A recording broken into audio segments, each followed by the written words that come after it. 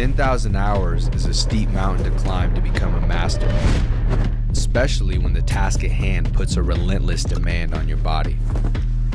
There is nothing casual about this sport. It's all in, all effort, all focus. It takes a lot from you, but the reward is unmatched. Mastery of oneself, an acute understanding of your weaknesses with an explosive sense of your strengths. Being able to complete the climb to mastery requires the proper nutrition. This is why it's important to take in a potent blend of electrolytes that is in tune with your output and brings strength to your goals. This potent blend is only found in salt electrolytes. Salt targets your depleted electrolyte levels with a boost of hydration and health. It gives your body the baseline recovery it needs.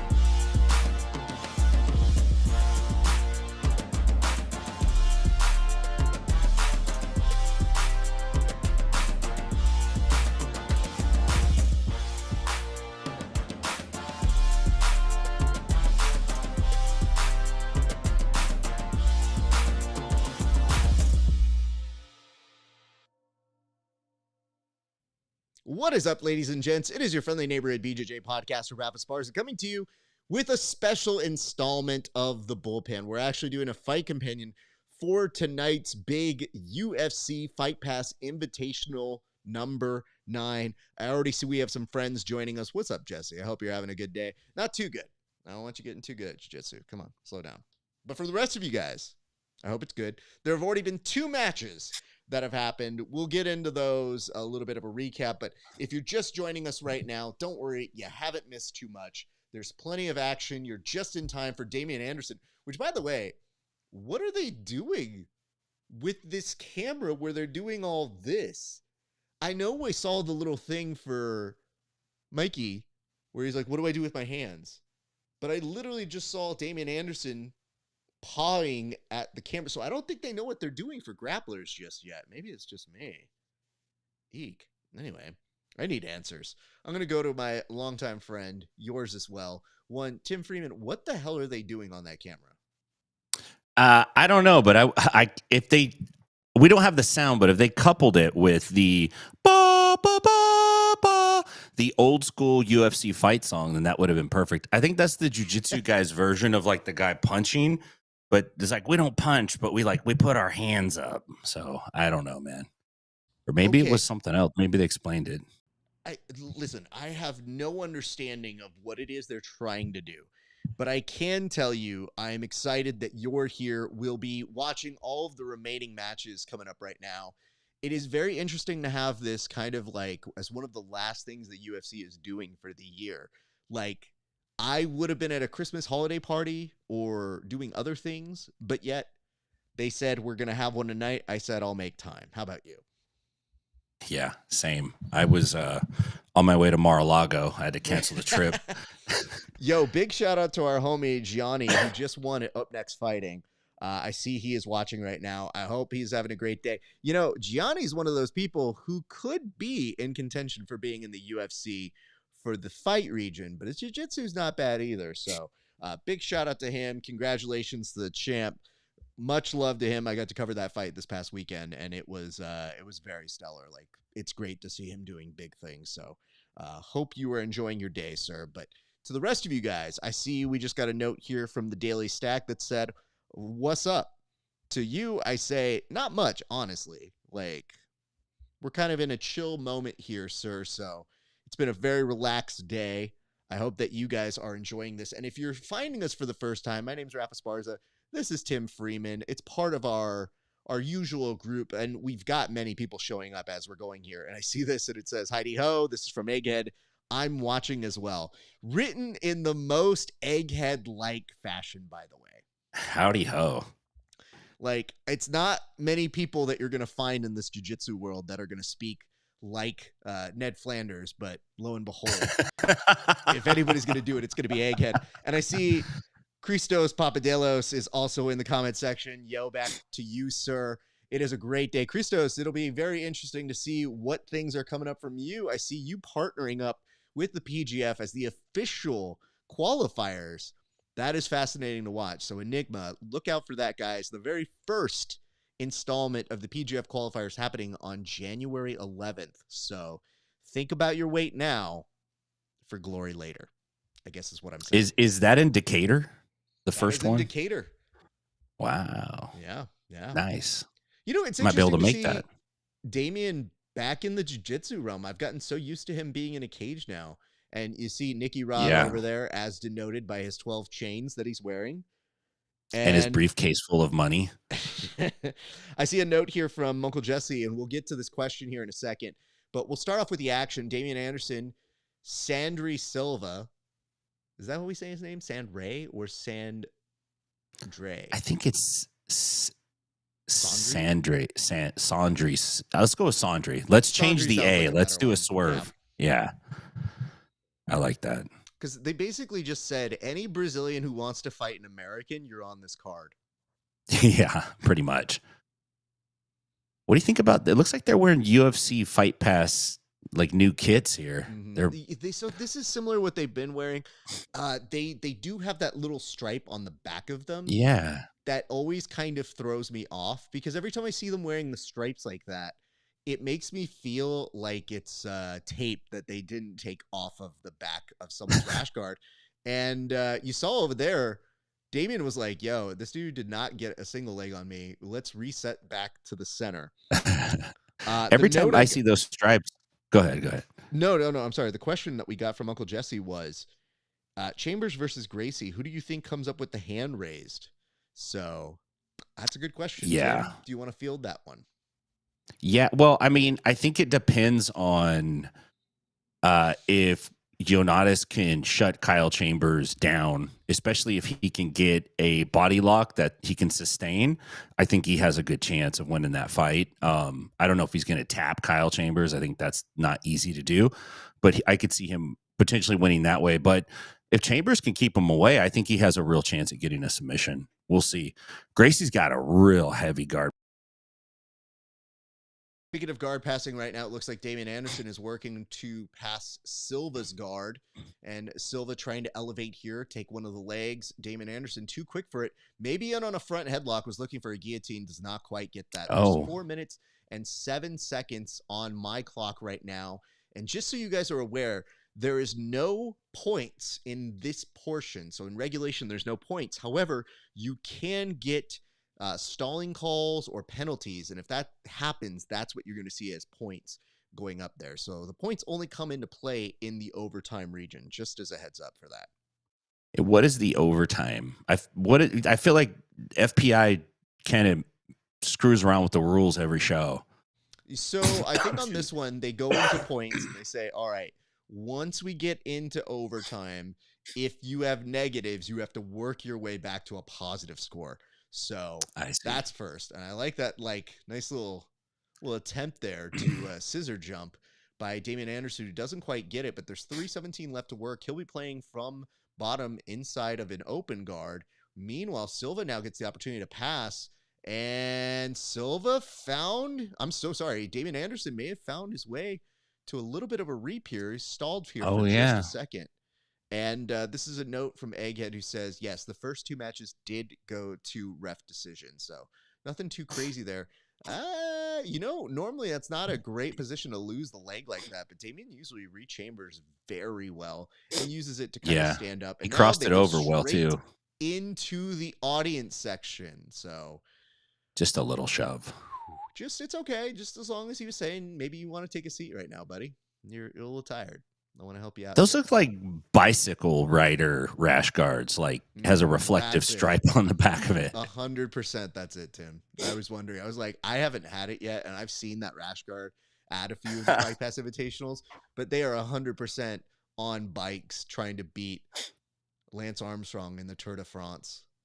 Yeah, in rash guards and shorts. That'd be funny. So, yes, thank you for that, Egghead Warrior. And just to answer your question here, Uncle Jesse, because you and I both know Kyle Chambers, I'm going to say he's going to win. That's it.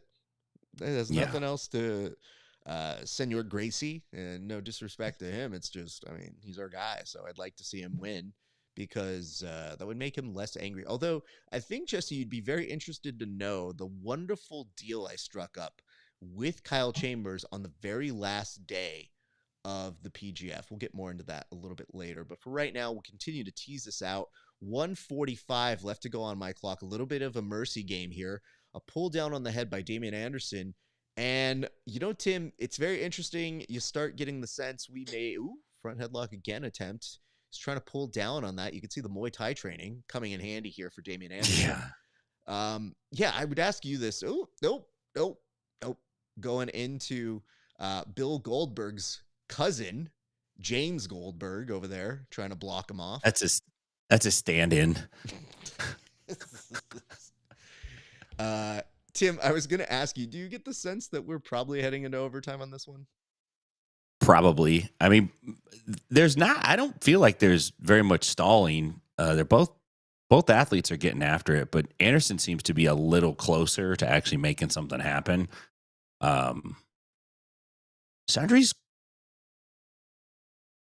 quite a bit taller than Damien. I haven't seen them both stand up straight, but it could be somewhat of an issue for him.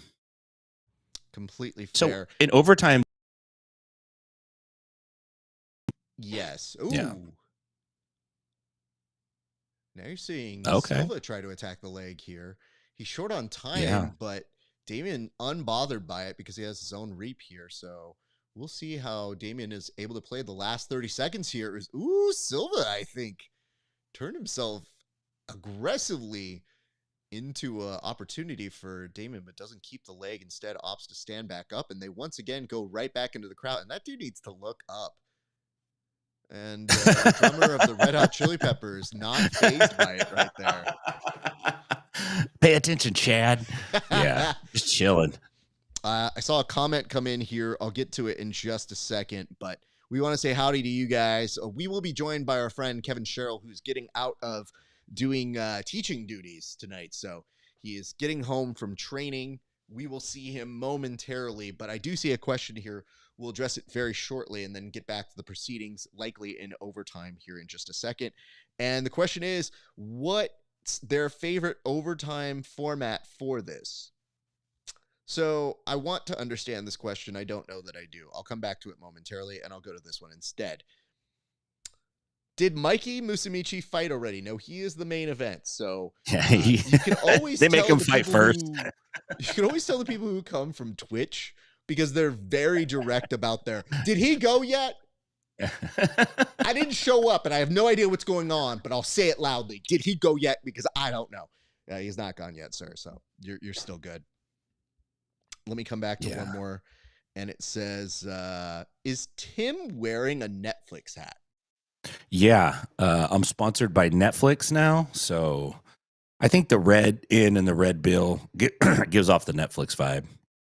I appreciate it. I mean, listen, dude, if we were sponsored by Netflix, this would be significantly more pesos in our accounts. Yeah. Anything I can do to is that Tim Pool in the first row back there? I think that might be actually. Yeah, could be.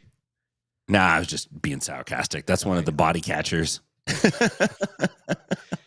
Whatever. KEVIN is finishing up his facial appointment. I mean, listen, dude, that's his brand. Don't hurt the brand.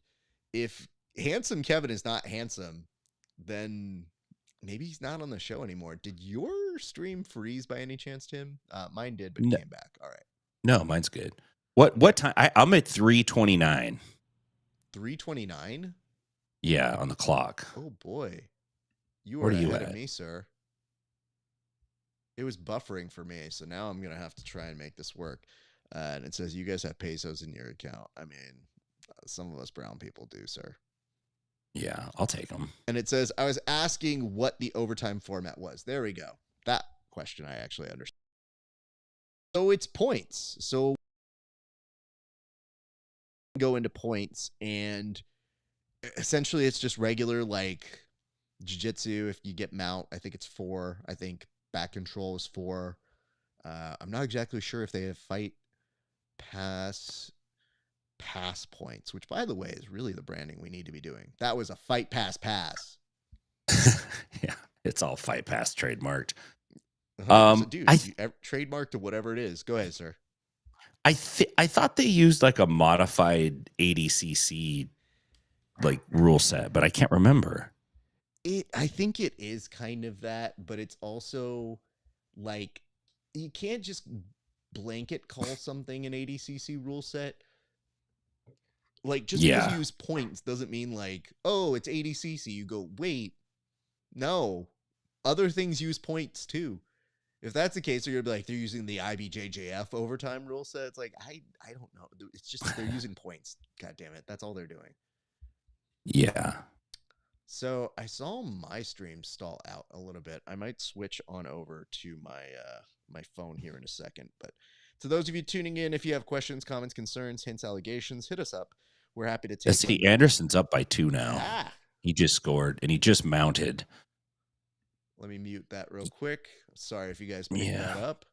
You can tell. Oh, he's got Sandrey Silva's back now, and he's hand fighting. He might get this choke. He's got a minute and a half. That's no bueno. Damien Anderson is one of the most lethal jiu-jitsu competitors. Oh, that's in. With him over at B Team, dude, he is one of those beasts, and I think you are correct, Tim. As we're watching the time start to elapse here, I see another comment from Egg. I'll get to it in 1 second. And it says, yes, we got that one. If you say ADCC, Flow will file a copyright claim. You know, honestly, not super worried about Flow filing things. And here's why. I think that Flow has their own issues that they have to address. Perhaps the first of which being excitement. And Damien Anderson pulling a Nicky Rod saying, damn this rash guard. I am ready to show you guys I have been working out. And, you know, he's looking a little bit bigger right now. He's he is. So good on him, man. Also, he did the whole, we're both like, trying to read his lips. We're like, what's B-Max saying right now? They're also in the process of putting on a little bit of that tamale weight. So I will put myself on mute. Well, no, I don't think I can do that. Shit. That's a great question here. You're going to have to be a little bit more of the guesstimator on what he is saying here, Tim. Yeah, he probably said, walk us through what happened.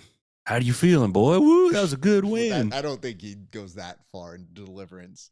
He's a little smoother than that. Oh my gosh, that was like the craziest thing I've ever seen.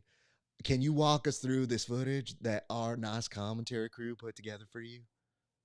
Look at this guy. By the time he's 65, he's gonna have the Bill Clinton smooth, because that's where he's going. He's headed that way with his drawl and his word usage, and it's fun to watch. It's also when you know he's about to kiss babies and whatnot, and it's just like, oh my God. Especially, listen, his take on Arby's was 100% me watching him and going, this dude's gonna run for president. Like, no one needs a take on Arby's unless they're trying to win the Midwest vote. Yeah. So if you're trying to get that Heartland vote, just saying. All right, Damien Anderson, Jersey Shore fist bump to the crowd. They're pointing where he needs to go. He seems slightly confused as he walks up, hand raised. So that is already the first match. We will be seeing Giovanna and Maggie coming on to the stage here in just a second. But Tim, do you have any notes or things that you have been observing from this event thus far in? As was mentioned a little bit earlier, there was one match or two matches that we did miss that did go to decision. Yeah, I caught the tail end of Pixley's match, and he lost by -3 points, which is not super amazing. Like, you know, you want to see the matches where there's scores and submissions. But I'm not sure if his opponent was gaming the system, because you see that a lot in judo. You see it in Greco where they force penalties, or if those were legitimate penalties. So I just caught the tail end of it. But usually you don't see matches like that on Fight Pass with somebody scoring or somebody getting a sub. So I'm intrigued to see how the rest of this day is going to play, because we're now in a space kind of rough who's number one experience yesterday. I feel like it just leveled the playing field to really hit a double and probably beat it. yeah, I think so. I don't think you need to hit a home run on this one. I think if you hit a double, you beat what we saw yesterday. Yeah, and I think there's a benefit to going last, where that's kind of like the last impression that's in everyone's minds. And look, I thought Gordon Ryan was going to be a commentator tonight. He probably will be, maybe for the main card. But you get him here, and you get Mikey Musumeci, and now it's like everybody wants to see this. One of the first comments we got was like, "Has Musumeci gone yet?" So, I mean, it's a pretty good look for them already. And I don't want to dogpile on who's number one. It's just, I love jiu-jitsu, so I watch it, and I still get something out of it. But just from the straight, like, hey, Dad, I want you to sit down and watch this grappling event with me, it was a little on the rougher side. There's some room for improvement there. It was definitely rough, and I tried to enjoy it. Like, I don't think any of us really try to watch these events to shit on it. We just kind of watch to go like, oh, will this be interesting? Oh, it's not. Okay. And then you just kind of get a little bummed. You're not mad at anybody. You just think to yourself, man, I wish this was kind of a little bit better tonight. So I think that's more of where it comes from. It's not us just being like, man, I can't wait for who's number one to suck tonight. It's like, well, I'm hoping for the best. And then as it's not super entertaining, I'm just kind of indulging it and thinking, all right, I guess this is what we're doing here tonight. A couple more comments I see in the section here, and it says the Heartland vote. That's Dairy Queen and Pizza Hut land. You would think so, but I feel like I have gone out with enough Midwesterners who have gotten them some Arby's and won't back down from some big beef and cheddars. So I think they call that the silent majority there, Egg. So maybe you need to check your stats on that one. But I think the Heartland would enjoy themselves. Pizza Hut's already, I mean, listen, you said pizza. That's half of it. But if it was the old school Pizza Hut, like the 80s version of that, like that's where you need to canvas. Man. And I got a note here from Egg also that said, Pixley seems tired. Well, he's not in the camera anymore, so it's kind of weird to talk about him in the past. Yeah, was he like sitting down, snoozed out in the crowd or something? It's just, maybe we're just commentating on people being like, I mean, he could use a siesta is what we're getting at here. So I don't know. We'll come back to that one in a few. But if you're watching, again, this is the Bullpen. We do shows every week where we do a little bit of a countdown on the different major topics. We'll have an installment tomorrow, but there's a pull to guard here, Tim, that I see. And, I think I'm a little bit behind you on this one. So mind telling me what you're seeing on your side. Both athletes are standing up. It looks so that, they're doing a lot of collar ties and counters off of it, but it looks like Giovanna has been the aggressor here for most of the match. Maggie's tried to pull. She's cleared the collar tie a few times with like a Russian style 2-on-1, trying to get that, but Giovanna's followed up with a counter collar tie quite a bit. So we'll see. I don't know if pacing is going to be an issue for either athlete. Like at a certain point, there's another guard jump. Maggie's going to get tired dealing with having to counter the aggressive push of Giovanna. But we'll see. You never know. Sometimes the athlete that's aggressing looks really good, and you get deep into the round, and you get where there's a couple minutes on the clock, and then they start getting tired. The note from Egghead, he clarified his comment, and it said he seemed tired during his match, not firing off. I mean, no, too late. You said it. It's just, hey man, I don't know. I can't answer for you. I think I'll say this. I feel like if you're competing at like a December 5th card, it's probably like one of the last events that you can probably compete on, aside from like Jiu-Jitsu Overdose that's happening this next week or so. I think you Wow. probably had a rough year, dude. The action's getting pretty hot here. Giovanna almost pulled off an arm lock on Grinidatti Lira, and Maggie countered it, actually got out of it, and is on the back now with the crab ride, and they're resetting him to the middle. And it looks like she might come up on top with a pass. Let's see. Oh, Giovanna ended up on top and guard. We'll see if she can pass now. All right. What is the time on your counter there, sir? There's 2 minutes and 50 seconds. All right. Now we're back on. So I just did a reset on mine. Tim, you Nice. probably are better at reading things in the Portuguese. So I will give this one to you. Donde se ve? Mm-hmm. Where's it at? We? Yeah. Where are we? I don't know. That's kind of the best interpretation I can give of that. What I can tell you is this is what, the 4th match that we're watching right now of the event. Yeah. So yeah, and we got Ryan Aitken coming up next match, which I'm stoked. To Tomas, you might see up in this corner over here, I very kindly for you put up the card where we're at. In the description, it has the full card. So wherever that falls on the description, we're there. I think that should help. If it doesn't, I'm not apologetic. Yeah.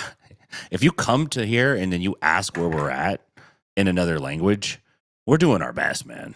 Like, I barely know where we're at in English, let alone in Espanol or in the Portuguese, because brain, one language, not dos. Speaking of which, there's now an attempt to take this leg here from Maggie on bottom. Giovanna. Yeah, and that's looking tight. Giovanna's just indifferent to it, though. She's literally just lackadaisically kicking off with the other foot. And now has a counter of her own here, Tim, and didn't really have much to go off of there, so gives up on it. Ooh, wow. You know, it pays to have a good poker face there, but Maggie ultimately comes up with the win and gets the first submission of the event. And I gotta tell you, didn't love Giovanna putting a lot of weight on that leg as she went to stand up. Yeah, she put herself in a bad spot. And, you know, maybe the first heel hook that Maggie threw at her wasn't tight. You know, maybe she felt like she had some room, and she kind of just like stoically like looked it off. She literally looked the move off. She just looked at it and it went away. But she was a little lackadaisical in actually clearing her knee and getting out of there. And Maggie slapped another one on, which was quite a bit tighter because Giovanna had to tap pretty quickly. She didn't take that one too long. She did not look. She looks pretty upset at that result. She probably feels like she got caught there, which I get it, man.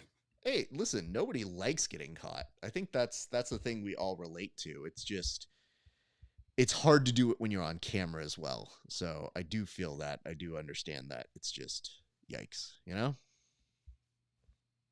Yeah. I think I'm going to come back in, man. I'm getting super laggy.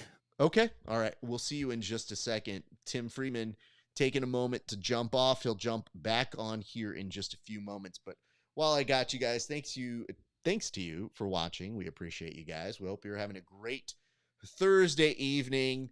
We are watching us some UFC Fight Pass Invitational number 9. I will be joined again by Tim here in a second. And a little bit later, we'll see our good friend KEVIN SHERRILL making his way on over here after he gets home from teaching.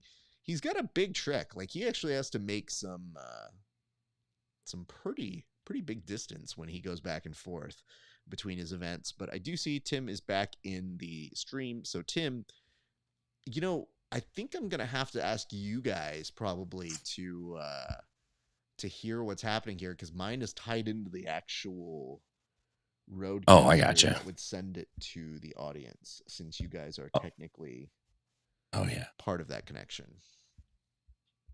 But I'll go ahead and take this one off. If you guys have questions, comments, concerns, hints, allegations, hit us up in the comment section. I will be keeping eyes and ears on them all throughout the evening. You're seeing us address a number of the different questions coming in, but Ryan Aitken is coming up next in case you have any wonder where we are in the card, or if you just want to show up and say, where we at? That is where we at. Let's see if I can turn it up. This exploration, because it always is a big thing to try and figure out how to spell most of these names. So if I get them wrong, my apologies in advance. But how do you think you're supposed to say Ryan Aitken? Like, how would you spell Ryan Aitken's opponent's last name? So how would you spell Gabriel's last name? Almeida. I would take the I out. Just be Almeida. I mean, it's what it is, but look at this. I'm putting this over your face. Almeida. Right now.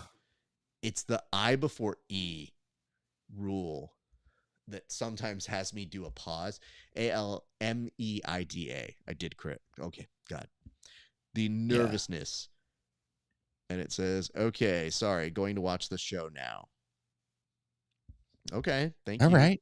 Well, it's a very odd way of telling people I'm not going to watch you anymore. I'm going to go watch the real thing, which, ouch. But nonetheless, we're also watching the real thing, so you could put us on, because I know that Tim alluded to the fact that Gordon Ryan was supposed to be doing commentary. He is doing commentary. I don't know if he's on every single match, but he was definitely on the first match. So the question... Oh, he was on the first match. Okay. For sure was on the first match. But I don't know if he's on the other matches. And it's all the more reason to do commentary. But you're seeing right here, out there, that's a very powerful front row.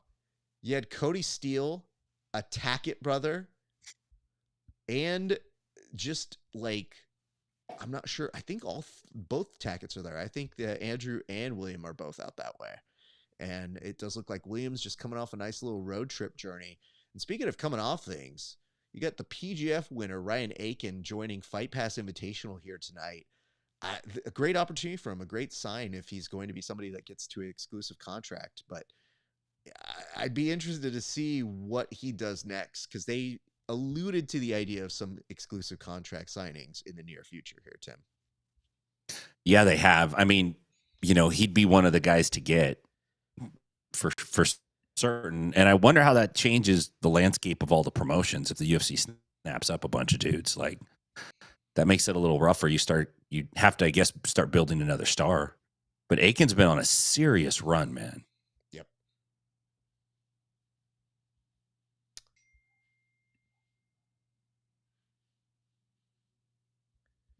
Oh boy. Unfortunately, I have been updated. We will not be seeing handsome KEVIN SHERRILL tonight. So our apologies go out to him and to you, all two of you, I'm sure, who were very concerned that we would see him tonight. But he is unfortunately deceased for the evening. Deceased for the evening. I like that. I mean, I hope you die for the evening. No, I didn't say I hope he died. It's just the message I see here says he dead just for tonight. So we wish him a speedy recovery from whatever happened to him. But nonetheless, looks like we're about to see Ryan Aitken, Gabriel, Almeida happening right now. Yeah, Ryan pulls guard immediately, which is not really, I mean, that's his game. You know, if there's no penalty for doing that, he's going to do it. And you get the impression that Ryan feels super comfortable. I think, obviously, if he's pulling guard, he's going to look to attack the leg of Gabriel. And probably that is off of it. He's already looking for these sweeps here. Don't see anything just yet. But if you've watched anything from a Ryan Aitken match in the past, you know that he can go from 0 to 100 very quickly.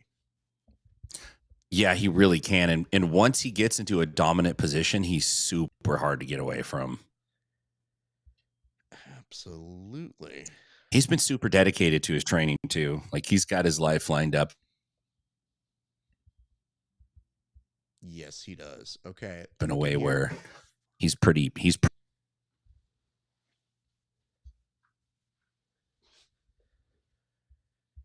okay. Let me see what is happening there. Tim, what is up, Honduran Warrior?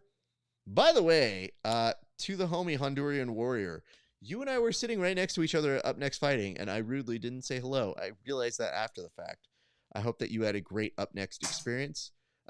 You obviously are in the future, I'm sure, going to be interviewed by us here at the Grappling Hour. It's always wild to go from like Aitken.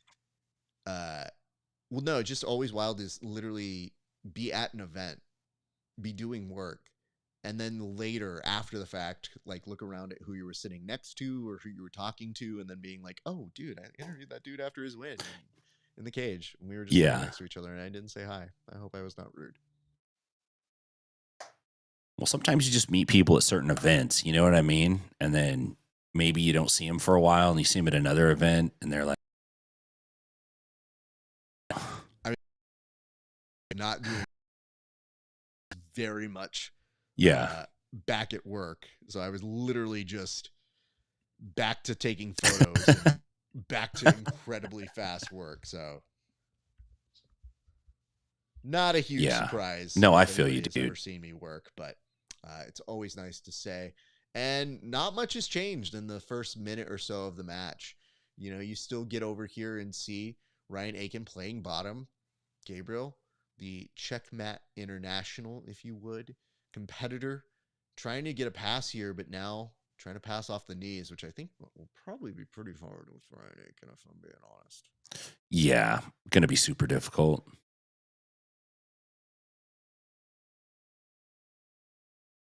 And Tim, I think the nicest part for us is you got to see Ryan Aitken at PGF. He was incredibly dominant at that event. Like, what do you think for him in terms of being on this show and now becoming kind of the showcase performer for stuff that is airing on the Fight Pass network? You know, I think it's great for him. I think this is what he wants, and this is what he's been working for. And so, you know, I think it's a huge boost. I think winning PGF Season 7 in such a dominant fashion was probably a huge confidence boost and just like a confirmation that what you're doing is working, that it's right, you know, which is huge when you go into any kind of combat situation or combat sport. Coming out with confidence is a major factor. Would very much agree to that. I'm going to go ahead and make sure that this is all tuned in. We will actually also be streaming to some new locations here in just a second. I was just informed that our Twitter was not up, so I'm going to actually have that go out to there and our Facebook here. So if you guys are going to be tuning in on those locations, you are free to go check us out on Facebook, on the Instagram, on like we're essentially on everywhere, Tim. That's kind of the blanket statement of this whole show is just wherever else. We need like one new platform that we all agree is the platform. Like from here on out. The issue we have now is everybody's so segmented. They're like, nah, man, I'm rocking with X until I die. And you go, no, you're not. Yeah. The minute they start charging you to use it, you're out. Yeah. Right. Exactly. I mean, that's pretty much it. What it really boils down to. All right. Let me just double check here on my descriptions. I saw Facebook's were having issues. That one's all right. All right, good. We should be good. I'm going to send this stream on out over there, and then we're good to go. So, boom. All right, 1:10 left to go. Not too much out of the norm from what we've seen. I mean, this was kind of the tale that happened a little bit on a couple PGF matches when Ryan was really well matched up with a couple of different competitors, where you got the sense that, like, it was not easy to try and get wins on Ryan Aitken by any extent. He pretty much ran the gauntlet about as perfect as you can, but there were a couple times where Ryan just couldn't quite find the submission on a couple guys. Yeah, it does happen. But man, it's so hard to tap this dude. He's not an easy. He has a great guard, right? He's super dangerous off his back, so that already puts him where he wants to be. PGF Season 7, I think he scored half of his team's points. Yeah, for sure. Which is insane. Like that, and his team had a lot of points. He had like over 40 points, I think. And the ref's going to stand him up, Or is he stopping it? Oh, that was time. I see what happened. It'd be interesting to see how they both approach overtime. Well, now that we're at points, I do wonder if he does take any deductions, if he pulls guard or anything to that effect.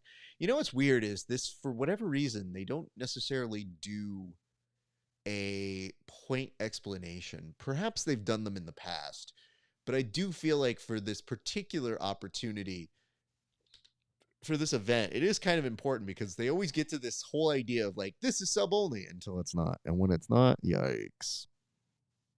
Yeah. I think in the very beginning, they kind of show like they do on a MMA card. They're like, and the rules of the cage no, are. for sure. And That then was not like, on here either. That was not happening. No. Nope. Oh, snap. Here I am trying to give him the benefit of the doubt. Nope. Listen, I paid attention quite nicely to the beginning of this broadcast, and they were very much like, this is incredible. Also, overtime, that won't happen. And then once they get there, you're like, well, here we are. How does this work? And then people ask us, and I'm like, I think I have a general idea, but I cannot tell you for sure this is exactly how it works out. So that is our way. And to friends joining us from Twitter, hello. We hope that you're enjoying your day. We are in the middle of watching UFC Fight Pass Invitational. You're currently watching Ryan Aitken versus Gabriel Almeida. And, you know, that was probably one of the better elevations that we've seen out of Aitken. He was able to get a little bit of that foot on the inside of the thigh. It didn't quite move him all the way up, but Gabriel had to react very quickly out of that. Yeah, Aitken's getting an underhook on Gabriel's far arm, whatever his cross arm is, to the leg that he's kind of trying to elevate. But Gabriel's been really good at it, kind of dealing with that and not letting his elbow get to it. See, he went right back on it again. Every once in a while, he throws his leg over. I don't know if he's feinting to elevate Gabriel or if he's actually trying to step over and get some kind of shoulder lock or arm lock. Because when he throws the leg over, he's not necessarily elevating his hips, so it could be a decoy. So when they did talk about it, they did mention verbally, I believe it's TJ that said they go into a point system for overtime. And they just kind of say, like, you go into a point system. The question here is, what happens if there are no points? And let's say, who's being the aggressor here? Do you say that Gabriel, in the attempts to pass, has been more aggressive? Like, it is interesting to see what the specific thing that you're looking for in this overtime is. Yeah. Because I'm assuming they go to judge's decision if there's no winner. I'd like to see a format where there's three overtimes. There's like, it could be EBI, it could be points, or it could be, say, something else. And then the athletes don't know when they start the match what the overtime format will be. It's randomized. So that way they can't game the match and go like, I'm going to stall for EBI overtime, or I'm going to, like, you don't freaking know what it is. It could be a power slap, could be one, like one in every 1,000 is power slap. That's pretty funny. I like the idea of like, shit, I pulled sumo. Right. All of a sudden you go to like a gi match. You're like, wait, why are we putting on jackets? Right? I didn't sign up for this. Ryan Aitken, though, Aiken's on the back. He is on the back. I mean, that was a good reversal of fortune there for him. So now it's looking a little bit more promising. He's got 2 points and maybe get question mark. This is interesting to denote what exactly is happening here. Well, it looks like he got 2 points. So you get 2 points for a pass. Mm-hmm. And I don't catch it, or if Almeida recovered, because he might be trying to get 2, pass points now. Very interesting, Tim. We're now in the place of just 1 minute left. Aitken ahead by 2. And it does look like it is kind of that game of inches. So it does look like, I would like to bring this up. So I realize now that part of the reason why I cannot hear what is going to be said is because you can only stream this in one destination. Like, I'm the same person trying to watch on my phone and on my computer. And UFC Fight Pass goes, nah, bud, you can't do both. Oh, This yeah. is not like I'm giving it to somebody to go watch my stuff. This is me at my own home. And it's like, you just put on another broadcast. I go, yeah, dude, because I don't want to have it broadcast to everybody here, you dick. But I do want to, oh, Ryan Aitken going to cover the mouth here in the last 15 seconds. Maybe trying to shoot up just a quick ankle lock attempt. Not doing. It does look like we will expire the time as he smiles up at the camera. And Tim, that will do it for this match between Ryan Aitken and Almeida here. And it does look like Aitken's going to pick up the overtime by points. Yeah, I think Aitken probably wanted to get the submission, but Almeida's tough to submit. And It's a good match, it actually though. came down to having a grappling. little bit of that wrestling. They make things very interesting there. We do have a note here from friend of the show, one Jake Watson, who says, I think we should use the 3 CG rule set. If you don't win by 11 points, it goes to golden score. And What is 3 CG? Third Coast Grappling? Oh, snap. Do you remember that, Tim? That was a time during the pandemic. It was a wild time. They used to put on a bunch of different matches. Some of the most prevalent being, I think they had the Rotolos. They had Jimenez in that one too. Like, they definitely had some top tier talent. But I don't know that the model was sustainable for them. And I've seen people complain about what there was back then. What's up, Charles Oliveira? But I also didn't know the actual truth because there was no actual reporting of it. They just said, like, I don't think they have any money. And I go, that probably checks out. So I would love to hear more about it in the future. I do not have any accountability in terms of reporting for that. We should raise some grappling promotions, like all the ones that tried and like went to the graveyard. It's be fascinating, dude. Jake follows up by saying, let the record show I'm being facetious. Jake, because to be honest, I didn't remember what the rule set was. The golden score, an interesting proposition, but I don't know if you've ever watched certain football games. Certain football games are great because sometimes you don't even get both teams that have possession. They literally go, did you score on a field goal? Sounds good. Let's go home. So, yeah. I see this from Dan Furlong, and it says, this rule set is so boring and the mat is so small. I mean, Dan, I don't know what to tell you. I don't mind that the mat is that small, honestly, because we've seen what people do when you give them big mats. They still manage to make it an absurdly dumb space. So I don't know that we need to be giving people a giant space. Decent size. This is a perfectly good size. I think and they let might be them coming on the black from part. the world of, like, when it's in the Apex Center, the cage is way different, man. You have to fight way different in that Apex Center. I don't want to fight. If I had my choice, I'd be fighting for a pay-per-view. It's like, well, dude, you're gonna fight wherever Dana tells you to fight. That's the first. Yeah, and you'll like it. But let me go ahead and change out the branding here. We got a fan favorite, Mrs. Canuto, over there. And, of course, you see her husband, Mr. Canuto, in the corner with the bucket. He'll be on a little bit later, but making the appearance to corner his wife first. Raquel first up, representing Hybrid Jiu-Jitsu out of Vegas. And they always bring a huge, huge part of their team to come watch this festivity, Tim.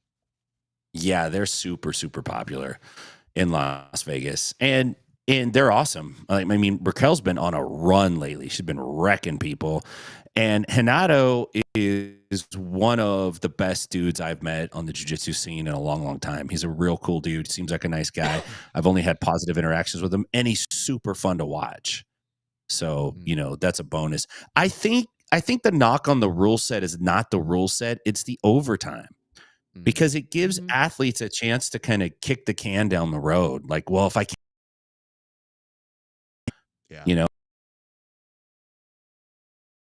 veer that you're afraid of it, then you'll see more action in the actual match.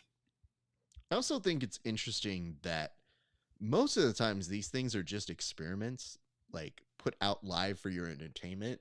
And sometimes we don't know how they're going to act. Like sometimes I think they create a rule set. And they go, I don't know. Let's see how it works. And then you will occasionally see some results where you go, oh yeah, that doesn't work. Yeah, we're not doing that again. Yeah. Oh, wow. So hold on. We need to stop some of this Jake Watson. Like this is the equivalent of Jake being drunk, which I don't think happens. But ever. I think in the comment section, we are letting him run amok. And I just need some clarification here because I'm not sure if he's on his facetious run still. But it says Renato is #1 cool guy, second only to AJ Agazarm, which begs the question, does someone need to take your phone from you, Jake? Jake's little son has the phone. I like AJ Agazarm. Honestly, that would be an amazing reading comprehension if he was tweeting out some jokes like that. It's high level stuff. But yes. What if you have a kid though and they grow up to like the bad guy? You know what I mean? They're like, I love Agazarm. My nephew for years was like, I love Darth Vader. And I was like, cool, but you like Han Solo, right? Nah, man, Darth Vader is where it's at. I go, sure. You're still like 7 or 8. And by the way, speaking of things going well, Raquel Canuto in the mount, working on a guillotine. I see Michele trying to like attack these arms here, but Canuto is not one to really give an inch here. So we'll see if she's able to finish. At the very least, even if she's not finishing, it just does not look like a fun place to be. As she now starts storming for the back, but ends up on bottom as Michele saw an opportunity, try to make her way out of it. Raquel has double unders looking for a sweep, and yeah, essentially gets it there too. Nice. Yeah, that was a nice sweep right there. Is really dictating the Oliveira's just in a state where she's responding right now. And sometimes that happens even when grapplers are really good and they're matched up evenly. Sometimes one of them comes out hard, man. And Raquel's a pretty fast starter. She's not a slow starter. And if you're not ready for that, it can be quite a storm to endure. Egghead and Jake are going back and forth, and he says, try the double IPAs, Jake. They're great. I mean, I do enjoy IPAs myself. And it says, I'm out in Kazakhstan. My son is asleep back home. It's 8:33 a.m. there. That is an early call time for you, sir. So I hope that you are enjoying your day, sir. This is actually, I think, a fun thing to wake up to. So you're probably in good spirits, I'm sure. But Canuto looking to take the back here might be a little off. If she's able to transition, she does, but doesn't quite get the armbar she was perhaps looking at. Now instead opting to play from bottom. We'll see how quickly she goes back to sweep central, but that's about half of the time of regulation thus far in. Yeah, and now is when athletes start negotiating with them. Well, maybe I can get this in overtime. I mean, very. I don't think Raquel does that. I don't think either of the Canutos. Yeah. The Canutos are the type that literally see how much time is left in the washer and dryer, and they're like, let's see if we can cut that in half.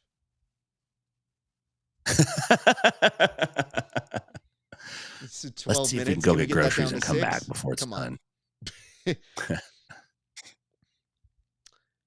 Nonetheless, Canuto may be looking at a triangle, but I think Michele may have popped her head just enough. I mean, she's holding on to that wrist with all dear life to try and lock it in. She may suck her back into the guard a little bit deeper to get that triangle. Nonetheless, she's holding on to that arm. There's 2 minutes and 7 seconds left on my clock here. And it does look like she's trying to break down the posture, has to open it up. It kicks her for good measure. Normally people kick them and get back up. Get one free kick in. I mean, listen, it's something that people do when you compete. It's not necessarily against the rules, but I will tell you, the first time you get kicked in competition, you're always like, can you do that?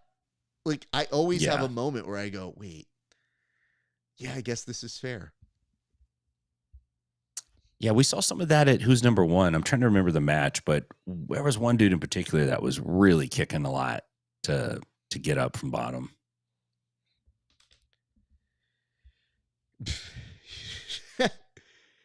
I do like this, the back and forth. Miss you, Jake. You should try the kumis there. There's nowhere you can go where Egghead can't give you a recommendation for what to do or what. We should start making up places, you know. I'm going to Saskatchewan. Letting you know, it's like, oh, talk to James. He's the HD. He knows. He's the handler there. Just tell him Egg sent you. And he'll be like, oh, that's so weird. I don't think it's gonna work, dude. All right, and it does look like Michele on top, trying to pass again. Canuto maybe kicking her again, maybe not, depending on your interpretation. I will say, maybe about a month and a half ago, you did get Raquel saying she was so happy to finally get to compete on the same card as her husband. And now it looks like they're kind of a package deal with the UFC. It looks like they're more than happy to entertain the Canutos joining in as one on these events. She gave her another little kick coming up. You'll see it. Oh, I believe you. I'm also in a space now where I just kind of expect it, because why not? Especially with the last few seconds. Like, if you're down to the last 15 seconds, you should probably expect the kick at this point.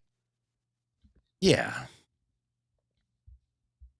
Look, if you're not, you got to get a little bit rough. I'm okay with that. I'm just, some of the matches, like, you know, it's just two dudes clubbing each other over and over. And then they're literally slapping, because when they miss, they whiff hard.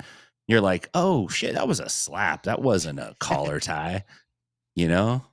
I like that you're saying that as if there was an event yesterday where people just clubbed and digged at one another without any wrestling attempts. Man, there was. We're saying that there was for sure, but there might have been. Yeah, no, there definitely was. And there were a lot of foot sweeps that were just straight up kicks. Just straight kicks, man. Jiu-jitsu guys want to fight so bad. Just fight. If you want to fight that bad, just fight. And this guy already does fight.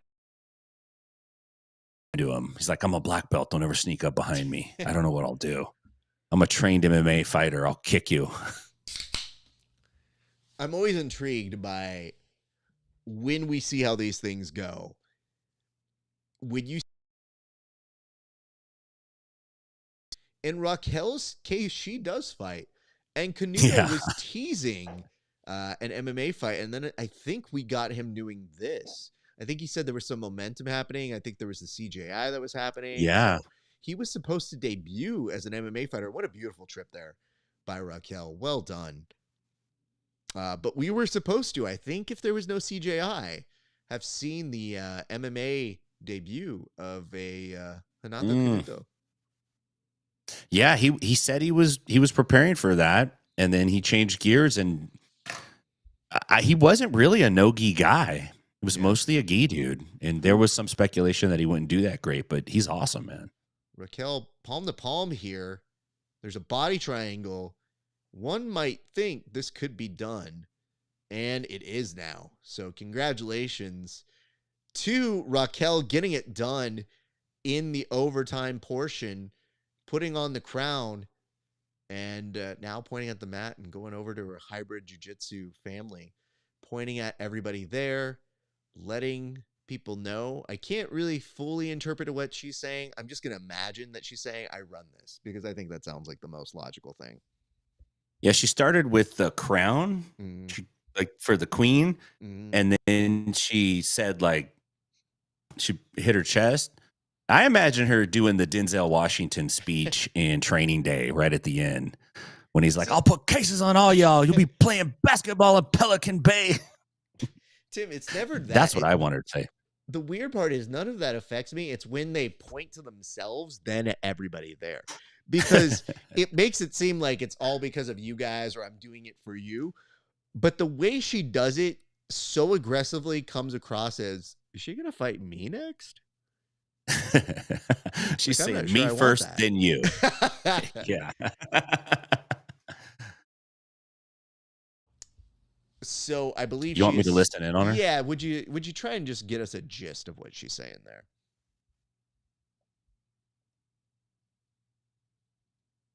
And as you talk, or as she talks and you listen to that, I'll just say thank you to everybody tuning in. I see a lot of you guys on Twitter. We appreciate you guys. If you're just tuning in right now, we're watching the Fight Pass Invitational number 9. Big day for jiu-jitsu. One of the last big events of the year. We didn't want to miss it here at the Bullpen. And Tim is currently listening in to the post-fight speech and will give us a quick little recap of what Raquel had to talk with BMAC about on the microphone as he just hears the last parts to see if we get any other insight. But Tim, are we missing anything notable here?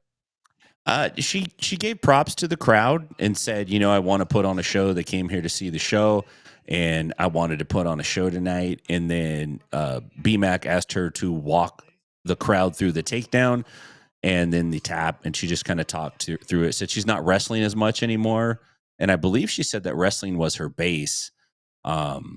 And then she said thank you to everybody again, and she's very gracious. And you know, I think she doesn't have to say anything too outrageous because she's winning all the time. So her jiu-jitsu right now is speaking for itself in a big way. Undoubtedly, and now she gets an opportunity to go say hello to the crowd, and you get the sense of who she was pointing at, and I don't think she was challenging them. I think those were family members. But for a split second, could have gone either way. Wasn't quite sure. And they're now showing some scenes from the locker room, which always is great when they just show the most lethargic stretching you've ever seen in your life. You know, whenever they show the MMA matches, the dude's always shadow boxing and throwing kicks. And when they show jiu-jitsu guys, they're like doing some poor yoga form. It's like poor man's yoga. Somebody that took 3 yoga classes, basically. By the way, I have to say, I looked back to see who might be in the Grappling Hour Instagram version of this, and I saw somebody named Joe Stockton, and my first thought was initially, well, that's definitely a Tim guy. That's not a me guy. Yeah, I don't know who Joe Stockton is. You should. I mean, that's funny, though. That's your jurisdiction here, sir. Yeah. It's, you know, I don't have it on lock anymore, man. Once I moved to the South, I'm trying to lock the South down. I will tell you the unfortunate part of all of this is that I do have to ingest some of the bitch slap invitational commercials where I normally never watch a single part of them, and I actively try not to watch it. But there it is. And meanwhile, they did kind of tell you a banger of a card is heading to us in Los Angeles in the near future. But this Saturday, not to be outdone, Pantoja, and of course, just a really, really solid, good card. So excited to see that one coming up. That's happening this Saturday. If you guys have not seen it, don't worry. It'll replay at least 4 more times before we're done tonight. Man, I think if they're going to do power slap, they should do like concussion research at the same time. Just be like, hey, we'll give you 10% more if you guys let us wire you up. It's for the good of science, man. So I want to point this out. You got Gracie coming out in what looks like purplish, pink kind of shorts. I don't think I've seen those before, Tim. You know, I am an openly colorblind person. I'm courageous. I'm out about that. So to me, it looks like he's got gray with a lighter gray. Just this took a turn where it went from me being like, oh, the color palette here. Clearly, Tim, what are your thoughts? Well, Raf, as someone who doesn't see color, literally, uncertain what I'm saying here. I know Chambers looks fly, though. I think Chambers is getting a new jacket every time he competes. So, man, yeah, I posted a reel of him at PGF with his anime jacket on, and it got like way more than any other thing I've ever put out there. I'm like, this guy is so cool. Even the shit I got. He is for sure a one of one when it comes to attire. And you could tell over at the PGF, him and Cam Hurd were kind of vying for best dressed. And Cam, and I had to reveal to him, not good. He really did too. He's like, "What? Am I chopped liver?" Like, look, man. I just tried to tell him the sweater. criteria that we had, and I was like, "It's not like you look bad. It's just, I mean, look at this, dude. Like, this is some fly shit." Accessories. That's what I told him. Look, you gotta accessorize better. He's like, "Okay, thank you for that." I'm glad that these guys really wanted feedback. It really does make a difference to them whether they win or lose at literally everything. Whenever I figure out what the thing that I will bring in that they can compete at, that is like an additional game show element, I will 100% make that some supplementary thing. We were talking about the idea of the 1FC having to make you weigh in like 3 times. They might as well do that as a game show.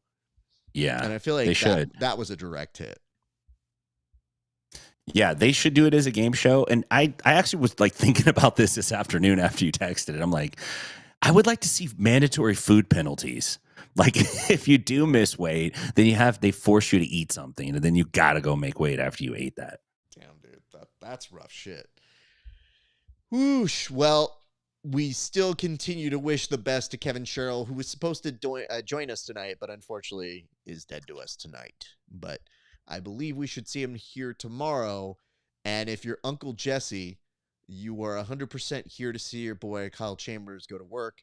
He already pulled guard. I think he's looking to try and very quickly get to the legs of Gracie. Yeah, it'll be interesting to see how Gracie plays this on top. He's pretty good passer, man. Brings lots of pressure. But Kyle's so long. If he gets his hooks under you, he's got a good chance at elevating you. Agree. I mean, the weird part for me in this is Chambers has equally been busy. On a subversive card, a month later, AIGA trials. 2 weeks later, PGF. Then was on main character jiu-jitsu. And tonight, I think this is his last competition of the year. But because we say that, and we also know that there is a jiu-jitsu overdose, I never want to put the period at the end of the sentence, but an incredibly busy couple months here.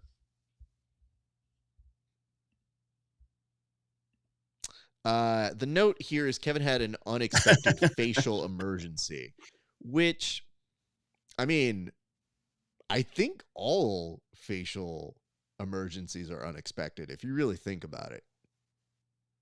He couldn't get his sideburns lined up right. He's like, I took them too high. Now I look like Brian Bosworth. I have to say, I do believe, though, it's not like me that has the show must go on mentality, like at all costs. I think Kevin is of the milk, if you would. That is, my sideburns were a little bit off today. I think I got to take today off. Yeah. If I don't look good, I don't feel good. I'm just saying, like, I kind of get it more for him than it would be for me, but under no circumstances. I think you guys have seen me literally die on air and still manage to, like, have a presence on. But, some of us are just born different. Some of us are champs, Tim. Yeah. And some of us are not. I think it would be appropriate for you to say they not like us. Yeah. I mean, do you know what the weird part is? I didn't keep the belt close to... Oh, no, it's right there. I do see it. Oh, it is there. Yeah. Oh, no, it's always within sight. Well, the thing is, listen, dude, I have had to restructure the office because the mother-in-law was in town. So that's why when you were like, are you ready to go? I was like, I am not. I am going to need 10 minutes. Yes, no, Kevin did take a spa day today. You can say that. So really, it's on you guys for not expecting him to take a spa day. Yeah, and ultimately, it's on us for actually believing he'd show up. That is true. That is very true. And I see a note here that says, pegged in the face with a football. Now he'll never be a teen model. Yes. It is weird that both the Brady Bunch and Clueless kind of have the pegged in the face kind of jokes, but sure. Yes, they both did utilize that. They did work. They did work for a reason. And Gracie, not quite passed, but you are getting the sense that he is frustrating Chambers just a little bit more now. And Tim, is he close to perhaps finding an answer to get a pass here, or at least looking at the back? Yeah, but it might give, like, it's giving Chambers a chance to get on the leg now. Wow. Well done here for a split second. And Chambers keeps that underhook.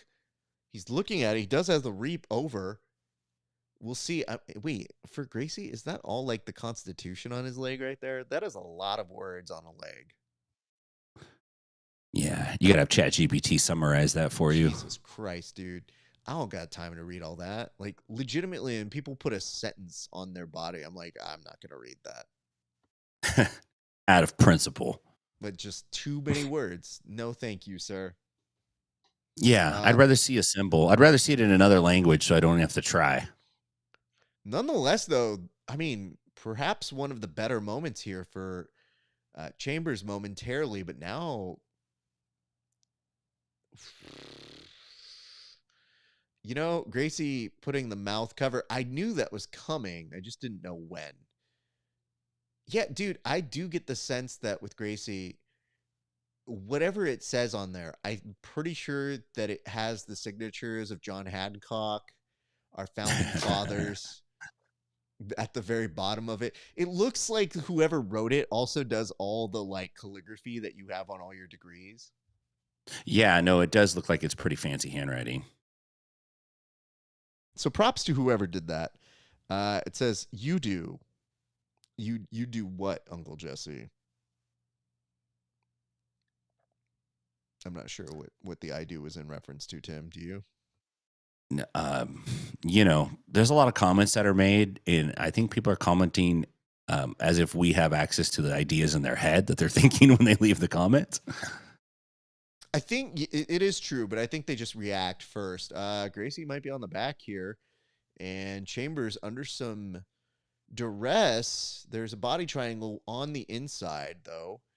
And one thing that you can come to expect with Kyle Chambers, he has been in these positions before. It's not to say he's going to get out of it, but at the very least, he has made a number of saves that I have not been able to in the past. But Gracie very close on a choke that would probably put people out.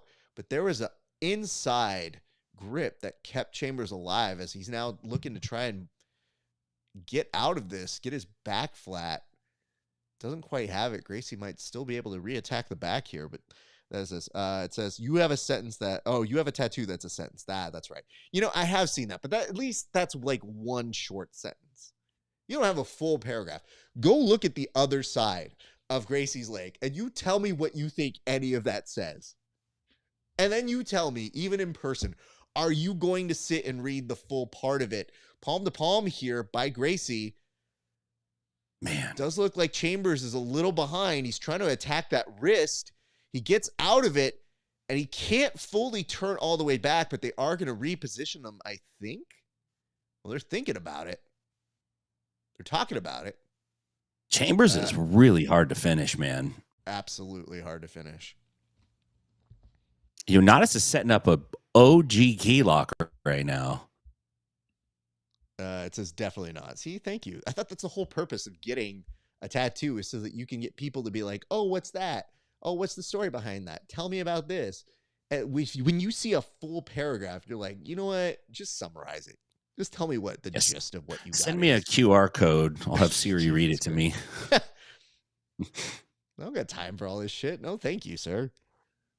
At least your sentence is something like, I work hard because I work hard. That's like the basic gist of what Jesse has. So, or like some sort of weird Latin phrase, which is just like, the grind never stops. I'm pretty sure that's what these guys get. See a comment here. Oh God, speaking of long paragraphs, Also, most commentators don't realize there's a delay from when they see the video and when you get to read their comment. So the comments need context in them. That's true too. It's more so this. It's more so that anybody who's jumping in sometimes has no clue and you want to kind of give the context to it. So just saying like an I do, sometimes you may have mentioned like, oh, who could ever pass Kyle Chambers' guard? I don't think I have the ability to do that. And then you get somebody going like, I do. And you go, oh, okay, well, you're super good, blah, blah, blah. But I mean, that's what Jesse said about Kyle Chambers. He said he could pass his guard. Let's make sure that's in the written record of the show. And it's just kind of close, but not. On you. See, I'm 100% close. I know I am, Jesse. You don't have to tell me yes or no. I already know. You literally got like grind never stops. But these are some pretty good highlights for Gracie, though, Tim. I'm not going to lie. Yeah, that was a pretty good exploration. We mentioned how hard it is to submit Chambers, but not for nothing. It looked really solid from Gracie throughout that match. Just now we go into overtime, and you get the sense where I'm not sure if Chambers had any negative points, but you almost can expect him to pull guard in less than 2 seconds here. Yeah, I wonder if Jonnatas took his back a couple times. Mm-hmm. It'll be interesting to see how this part plays out. Chambers is real tough. It can be discouraging too if you cannot submit a guy. You got him dead to rights and you can't finish him. Is leading so far. Not sure if they can keep the lead, and that's from Michael Ochoa. Listen, Mike, I didn't know America versus Brazil were keeping tally sort of situation. But sure, I know they were billing it as like, we got some Brazilians, we got some Americans, but we didn't quite bill this as a Ultimate Fighter season, Brazil versus America. But who knows? Maybe they did. I don't know. And Uncle Jesse said fake news. No. You said it. It's in the comment. I screenshot it. You're good. Chambers and I will have that discussion when you finally come up to train at some point, which you have not done yet, even though it's been a couple of years, but it's all good. Anyway, 3 minutes, 57 seconds in overtime. Gracie already with 2 points, and you get the sense, I mean, dude, he can go on cruise control here if you wanted to, but still, I think he's going to look to try and go right back to getting that back take, putting the pressure on Chambers, who's probably a little tired from having to fend off some of those submissions. So now that they get that reset, it's going to be very difficult. Like if you're Chambers, you kind of are really needing to get that submission. That's really going to be the only way to win this match at this point. Yeah, I don't foresee him being able to get those points back. I guess maybe if he gets a sweep and he takes the back, he could pull that off, but he's mostly in a defensive position right now. But Chambers can pull something off. Like I wouldn't be surprised if he did. Absolutely. I thought about I'm just going to try and use that arm to get the back take there. Doesn't quite have it. Chambers keeping the guard open. 2:50 on my clock. So how do you say? Is it Jonnatas? Like, how do we say it? Jonnatas? Wait, what? Well, I call him Jonnatas. I don't know, man. I'm just going with it at this point. Like all of these versions on how to say his name are incorrect. And I try not to contribute to it. But I just figure if I say Gracie, we're fine. Yeah, because we'll know it's Gracie you're talking about. I mean, listen, in this match, you can get away with it. But, like, that's true. If there's a bunch of people from a Gracie Barra, then you're kind of fucked. Nonetheless, I will say, getting the mount position, that's a 10-0 score. This is where things get tricky because I think this is where it's hard to quantify exactly what you're seeing from a competitive standpoint. Most people would just say, I think I'm good here. Yeah, I think Kyle's going to try to win, though. Like that's just in his nature. And Jonnatas has got a Darce. Look like maybe that's no. It looks like a Darce. I think Kyle's got OE. I mean, that's pretty solid attempt here, especially being 10 up. Still trying to hunt for a submission. Respect to him. Chambers does tap out right there. Wow. Again, we talked about how hard it is to submit him, but Johannes Gracie now covering up the preamble to the Constitution on his leg. But what an incredible performance by him here tonight. He looked good in the regulation. Amazing. Couldn't get it done, but then in overtime was able to find his moment and now puts up a sign to the audience. So, Tim, I'm going to ask you to get us some of the info that's happening here in just a second. But to those of you watching, thank you so much. We appreciate you guys. To my man, Bartender Eddie, I hope you're doing well. I saw you pop in here for a minute. You're the best rival in the world. Bartender Eddie, one of the toughest people to roll in jiu-jitsu against. I would know that because he shows up, unlike Jesse, who has yet to show up. So, just saying. I mean, a rough night at the office there for Kyle Chambers, but I'm sure he will be back. He is always a fun competitor to watch. And, you know, the weird part is for Gracie, the kind of small side of this is he didn't get in regulation, even though he had great positions. So he definitely had to work for it.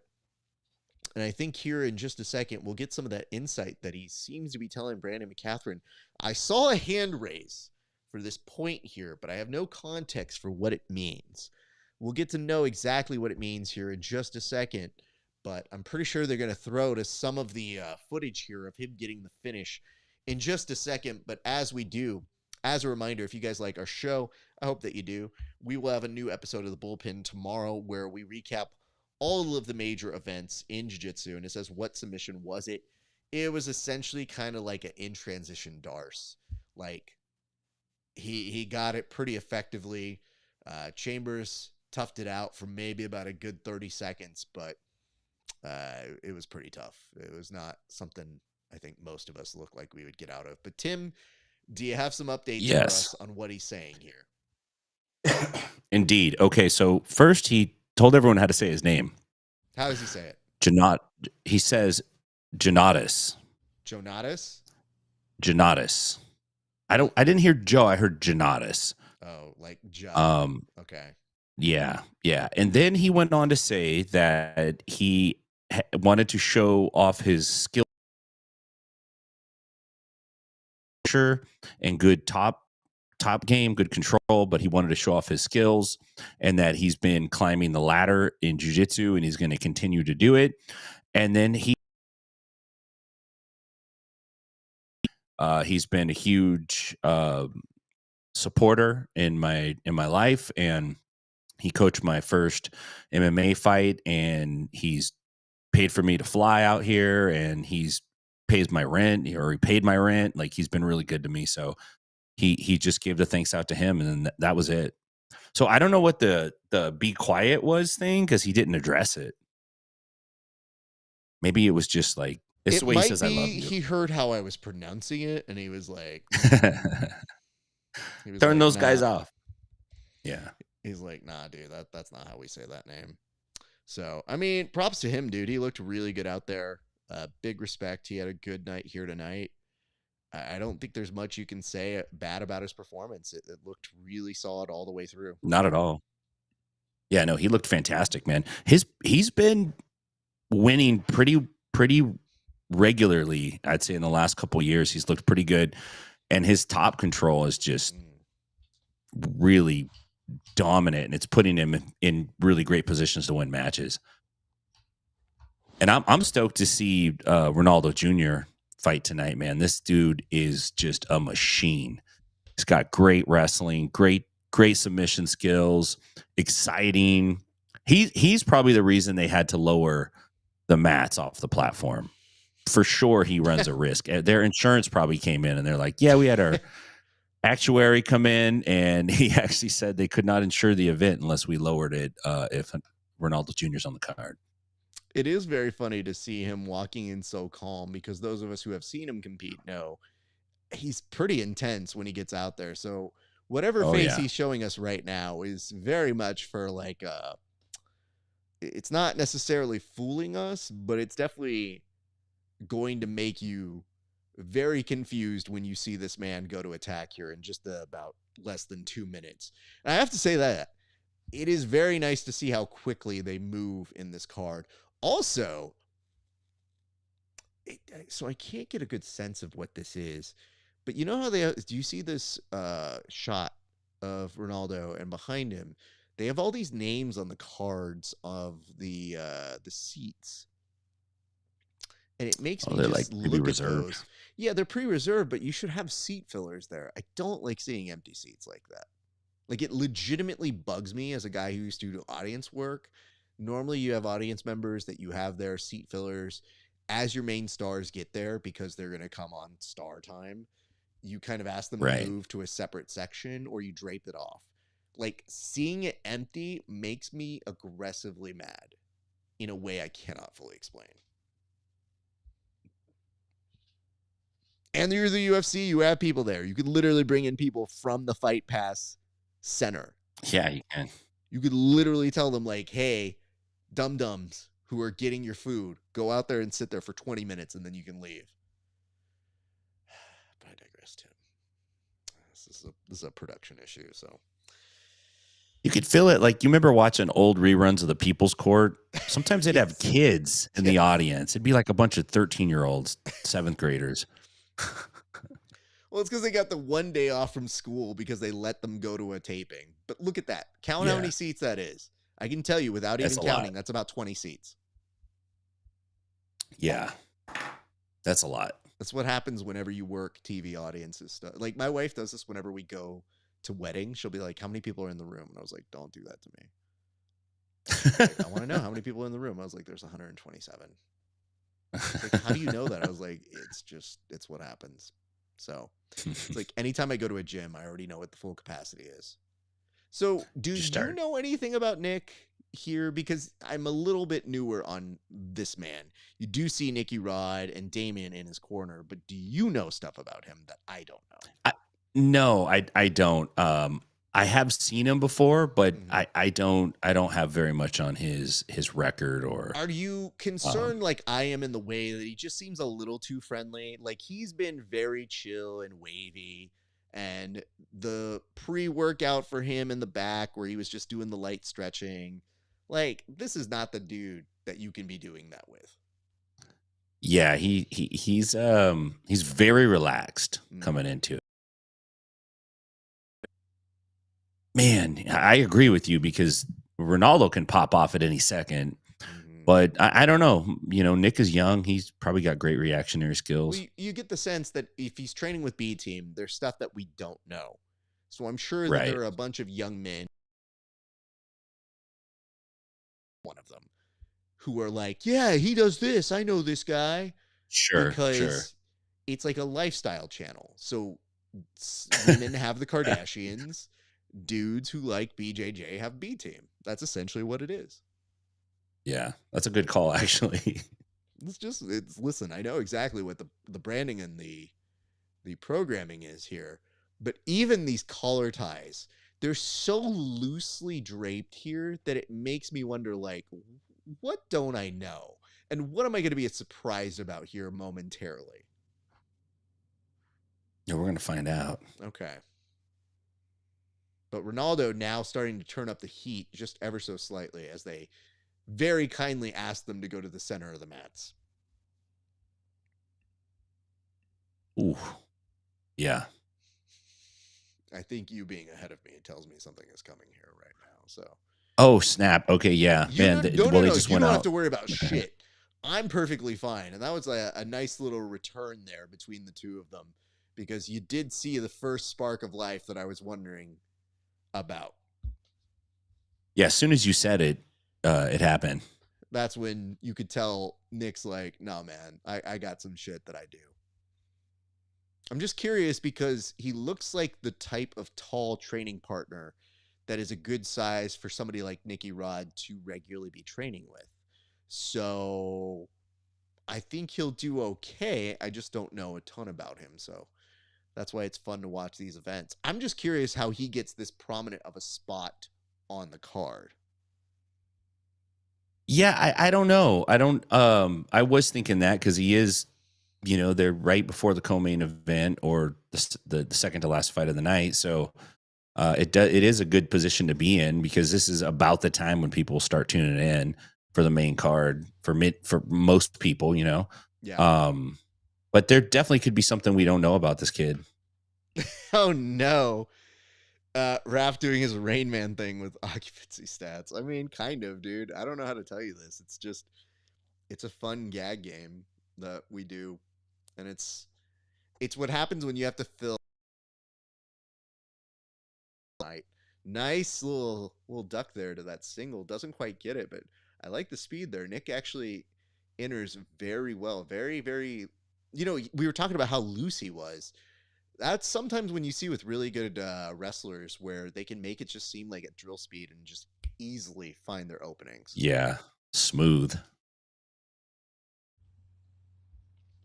But nonetheless, yes, thank you for that. I definitely try to keep my numbers used for positive things, like when my wife says, "What's the discount I get off of this?" Like, she has a calculator, but she uses my brain for that specific thing. All right, we're approaching about that midway point here. And I do wonder about this, Tim, because if you were scoring this, would you have any kind of inclination for one or the other here? Man, the first couple minutes, it seemed like, Ronaldo was really driving it, but I feel like Nick's defense, his wrestling defense, has been really on point, and they just got a warning for a power whiff. I don't know if you saw that. I was about yet. to say, I was like, I didn't know if they were going to let that go, because that was more than just a club and dig. That was like that was a paw swat, like you're a bear. Yeah, he's like, I'm trying to treetop him, but that was pretty rough hit.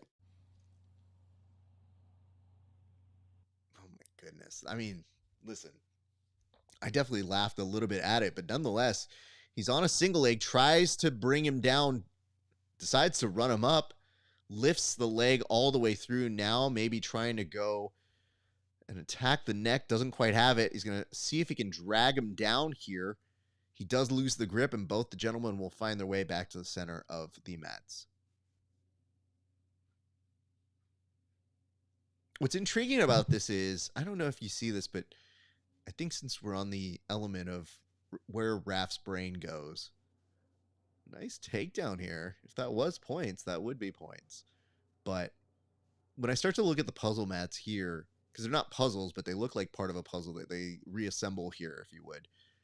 Yeah. It is very interesting to see that they have mats that are specific to the Fight Pass Invitational. So I think that's part of the reason they were able to make the modifications here from that like elevated platform to one that they pieced together more at like the floor section of where the stairs come. Yeah, and it's probably a lot easier to do. It makes for a better viewing experience, probably. LOL, wrestlers talk about how incredible their wrestling is, and we spend 75% of the match on our feet. I mean, Yeah, that's because they don't have shoes on also. It's like, it's a lot harder to create that speed that they use, and you got to be much closer, and so you often get into this game of prolonged hand fighting. I mean, Tim, you have a son that wrestles, so you definitely get to see it on a more regular basis than a lot of our friends do, I'm sure. It is different, but it is part of the appeal of trying to put it into our sport so that we get a few highlights. It's just, if you told any of us to get a takedown right now, you might be there for a while. Yeah, it depends against who, you know what I mean? Just saying, like, against the civilian, I think I got a good shot. Against somebody else who trains, ugh. Yeah, it could be a while. Unless it's like a one-legged dude, then I could probably get a takedown, but I really hope that's specifically what you're asking for. Look at this. I like this. This is from subscriber 10304. When I get my blue belt, there are two things I want to do. A 6-month jiu-jitsu trip in Rio and a 6-month Cali trip, starting in San Diego and finishing in Stockton. Yeah, because you're going to die in Stockton. Don't go to Stockton. That's fair. What are you doing? if you go from San Diego, you're in a good spot. You can always come up to LA. I would be happy to roll with you, unless you're good, in which I will make you roll with my minions. But nonetheless, find your way up to LA and, drop a note to your buddy Raf. Will I be? Oh, yeah. Read this next comment. This guy's angling for a match now.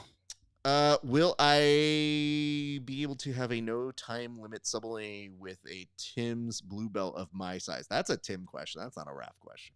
It depends on what your size is, buddy. He's like, yeah, that was Ronaldo close. Was looking for that guillotine there, and that looked very it was. Nice. But Nick, I'm sure we could set something up. Yeah, listen, dude, we're very pro gambling here. I guess the question is, what do you got? Yeah, exactly. What's it worth to you, kid? Because also, like, there might be an entry fee for the tournament hosts. So I just want to know what we're getting here, bud. There's a drop-in fee. Definitely. It's going to be so great when you tell the people there's an organizer fee. It's like, that goes to me. For on. It's an add-on.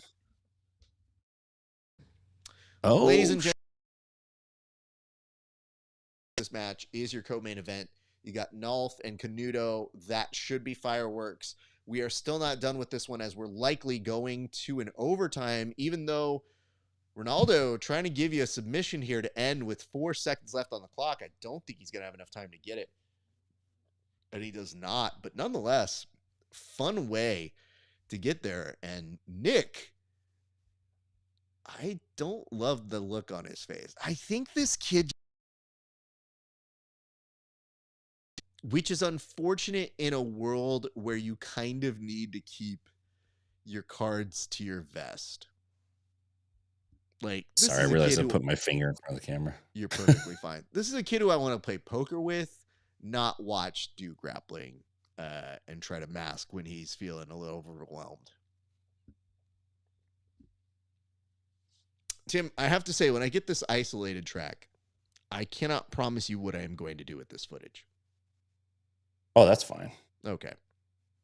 Just because I'm looking at you do this, and I feel like there's so many different avenues.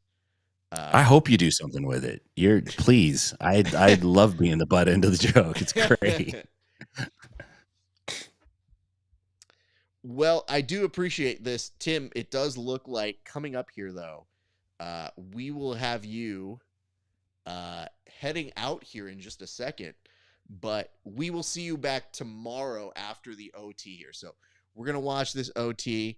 You're going to head out, but tomorrow we will see you back for another installment of the Bullpen, correct? Most def. I'm looking forward to it. Got some firepower to talk about. We definitely have a lot to talk about, so I'm very excited to get there. Ooh, Junior making a great choice to go after the leg here. I think Nick might actually be in some big trouble in this particular position, Tim. But manages to get back out. Well done. Yeah, this is, whether Nick wins or loses this match, this is a great match for him. Absolutely.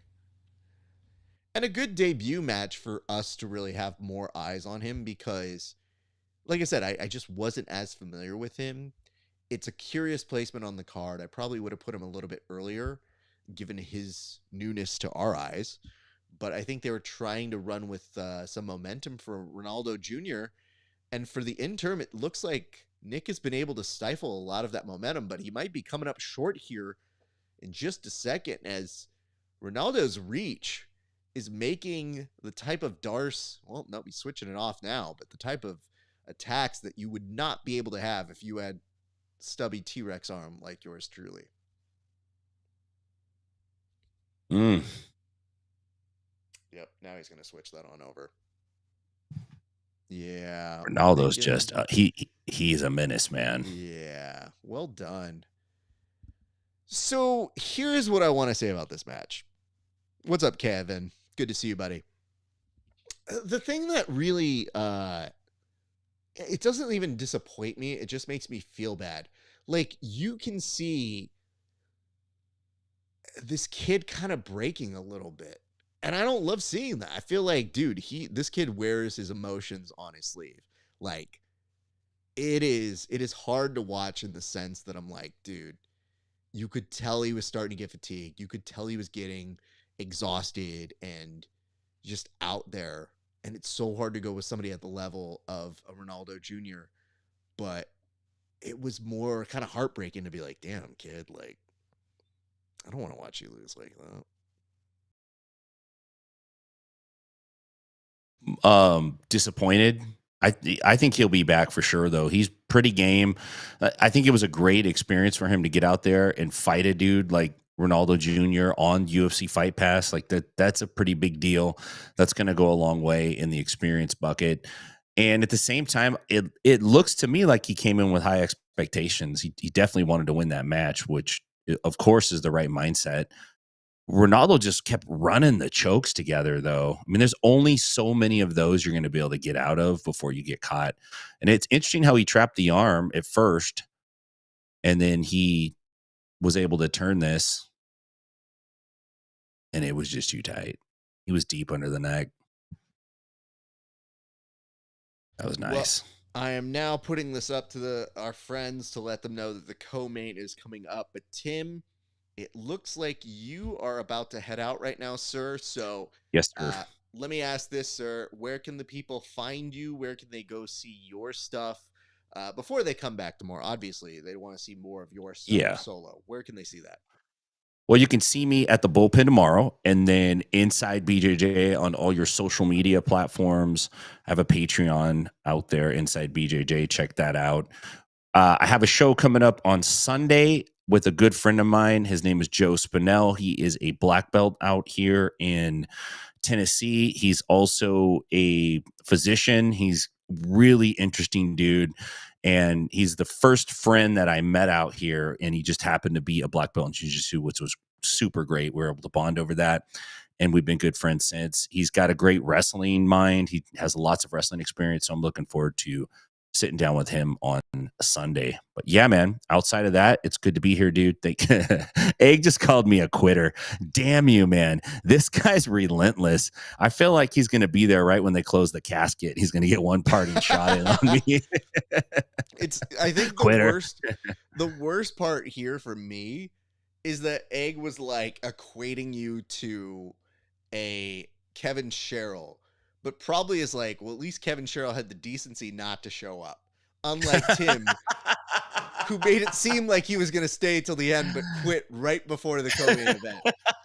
So I don't know which is worse. But by the way, before you leave, there's been nothing funnier than the green screened background Dana White with the Christmas tree behind him set up here. It has made me laugh so fucking hard that they need to be like, hey, it's the holidays. Dana, can we get you live with a Christmas tree? I don't got any fucking time for that. But you know what I will do? I'll tell you what's coming up next. It's UFC.com for 16 days. It's a lot of fun. We ho-ho-ho a lot. There's 16 days of UFC. You guys want to be there? Alex Pereira's going to be there. It's 12 doves, some other bullshit, a lot of birds, and then some other stuff. So there's going to be 2 fucking Fridays. Get excited for it. Yeah, it looked like they filmed it in his dentist's office or something. Well, as you head out, Egg just wanted to say this, but seriously, your East Coast time, too damn late in my opinion. So nonetheless, I think that's a good opportunity for you to get on out of here. All right, guys, thanks. Appreciate you. I will see you back here tomorrow, sir. All right, thanks, brother. All right, that is Tim Freeman, everybody. And you got your boy, RAF ESPARZA. I will be handling the rest of the evening here solo. It is a good time. We enjoy you guys. We hope that you're enjoying this broadcast that we're doing for the very fun week of festivities. I know that I see up here coming up for the Jiu-Jitsu Overdose. That's going to be a very good time. You got Combat Jiu-Jitsu Worlds, EBI, and of course the Medusa event. That's all happening next week, so do not go anywhere. And for tonight, you know, the beautiful thing about doing one of these events is they go by fairly quick, because right now we're at Jason Nolf and Canuto, so our time here is almost expired, but I think we've been utilizing it very, very well. So hang tight. We got a little bit more match left for you guys, and then we're going to call it a night here pretty soon.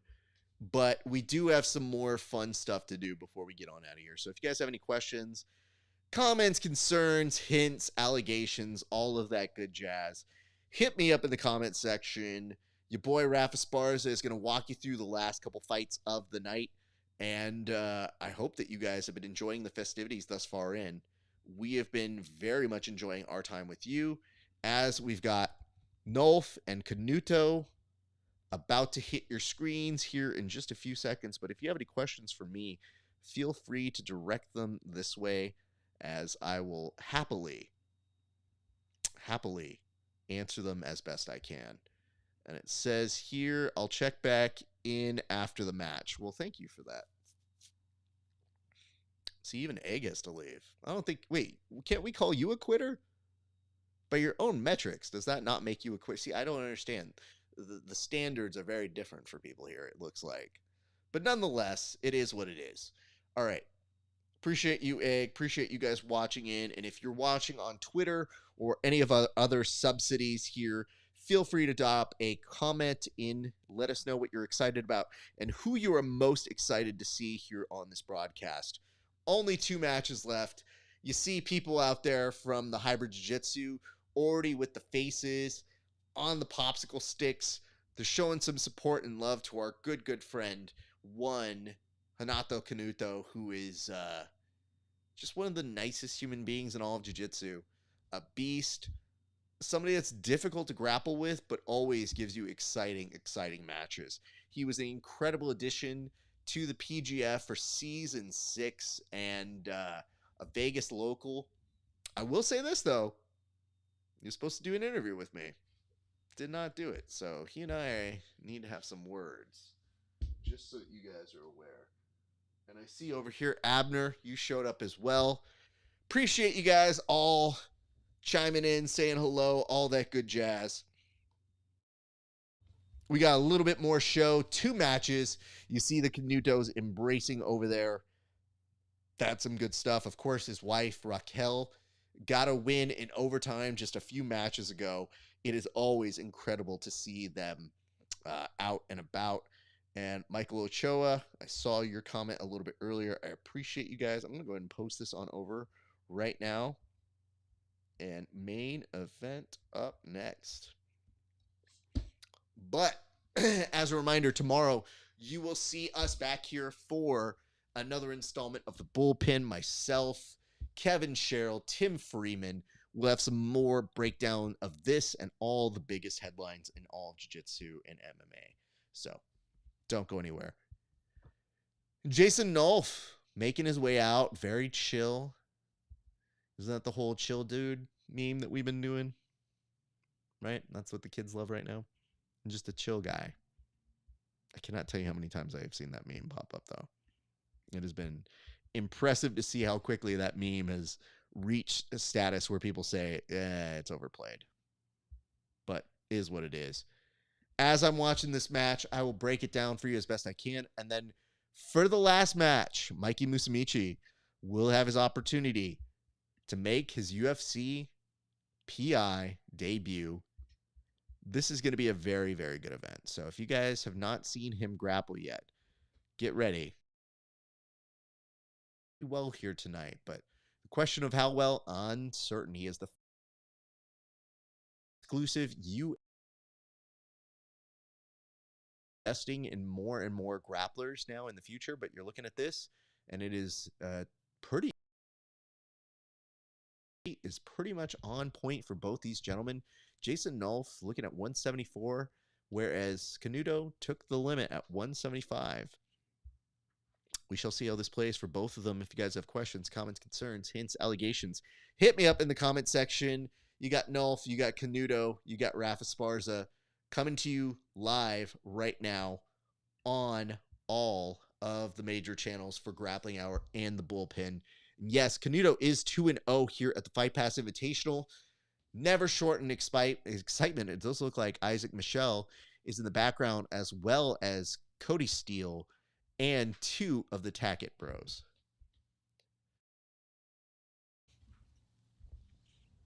Of course, Cody Steele has been one of those individuals who no strangers to success in his own right. He is somebody who just signed with the UFC after an incredible performance at the Dana White Contender Series, an emerging talent for them, and somebody who I think, and we hope, will do big things in the UFC now that he has a contract. But while we're here, what's up, Adrini? I don't even know. I'm not saying your name right, brother. That's on me.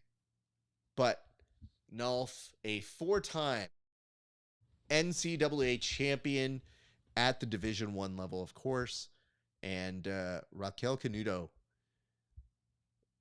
very excited. Looks kind of nervous, but only because I know she wants good things for her husband, Renato, who there's a big uncertainty about this match. The question is, how is Nolf going to do? We saw that he was a big, fun addition to the Craig Jones Invitational. But now, Nolf, this is where it starts off in his world. Starting off on the feet. Oh. Okay. An intriguing approach there. I mean, normally Canuto's the one flying around on other people. Nolf kind of showing him he's not afraid to literally just somersault into him.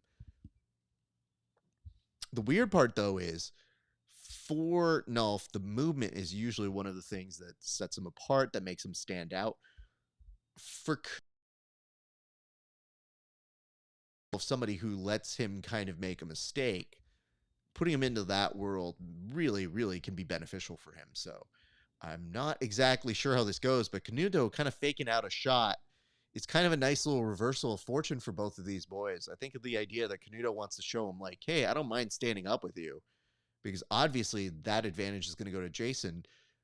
But I think the idea that for Jason, being willing to kind of trade some bad spots while standing up perhaps shows some confidence in the game that he has and the time that he's been working since in his grappling world. I mean, having that great performance over at the Craig Jones Invitational caught so many of us by surprise. It is intriguing to see what he can do here against one of our top tier performers. And in a short amount of time, you've seen Nolf work with some incredible training partners who've kind of fixed up part of his game. Oh, I think there might have been an eye poke there. We'll take a moment here to see if Canuto... Nope. He says he's good to go. There we go. Gentlemen, slap at a bump right there. And even if you look at the transitions, those lateral transitions by Jason Nolf, he's very quick. And again, he pushes Canuto with another thumb to the eye. I mean, the weird part about this for Nolf is he's trying to get a reaction out of Canuto. And in doing so, keeping his hands kind of out into the open. It is essentially creating the John Jones eye poke of doom that is happening here. So I'm not quite sure that's the intention. Let's see what the replay shows. Yeah, it does look like you got a little bit of a connection there. So I can see that happening. It's just the weird part for this, from my perspective, is for a wrestler that's trying to be aggressive and, oh, that's the contact. Oh, no. Oh, boy. Oh, his contact fell out of his eye. Oh, shit. Yeah, it's not great. Because, okay, let's talk that out now. Is he taking out the other contact? Blah, blah, blah. Okay, let me talk to you about why this is so gross and why this is so terrible. If you've ever... What's up, Steve? If you've ever had a contact hit the mats are gross. You do not want to put staph back into your eye. And right now, it looks like Canuto's kind of trying to wash out the eye. Oh, shit, it is looking a little bloody, I think. I'm not... Blah. Oh, I don't want to see it go back in. I hope he has other contacts. Ugh.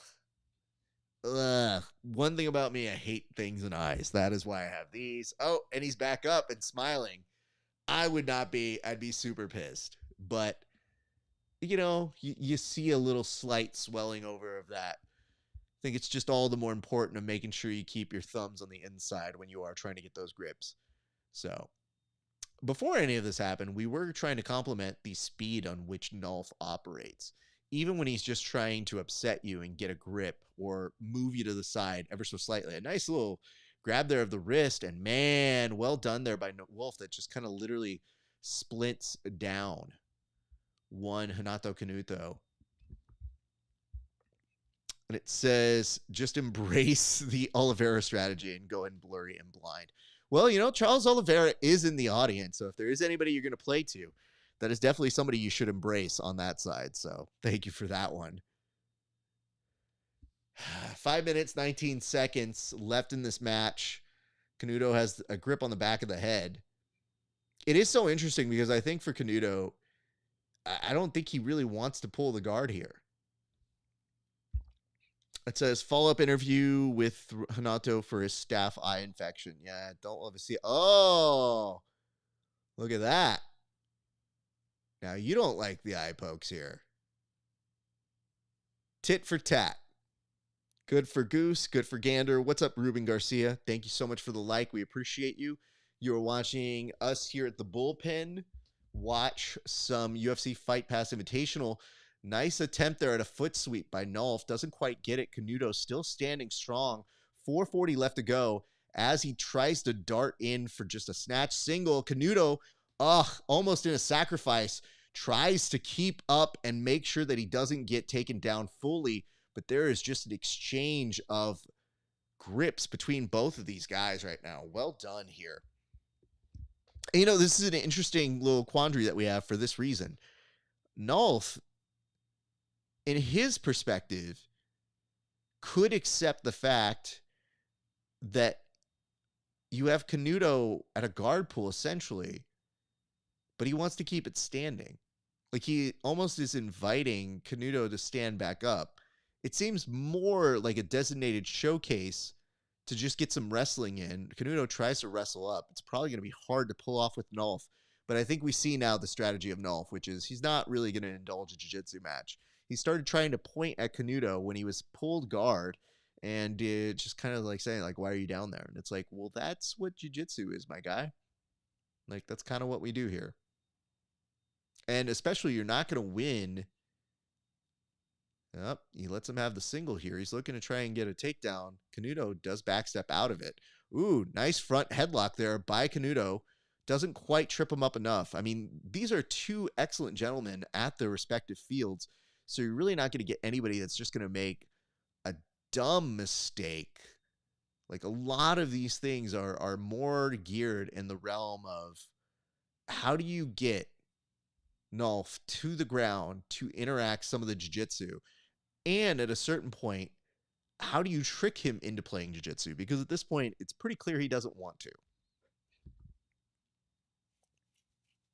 That's not to say the wrestling isn't exciting or that it can't be fun.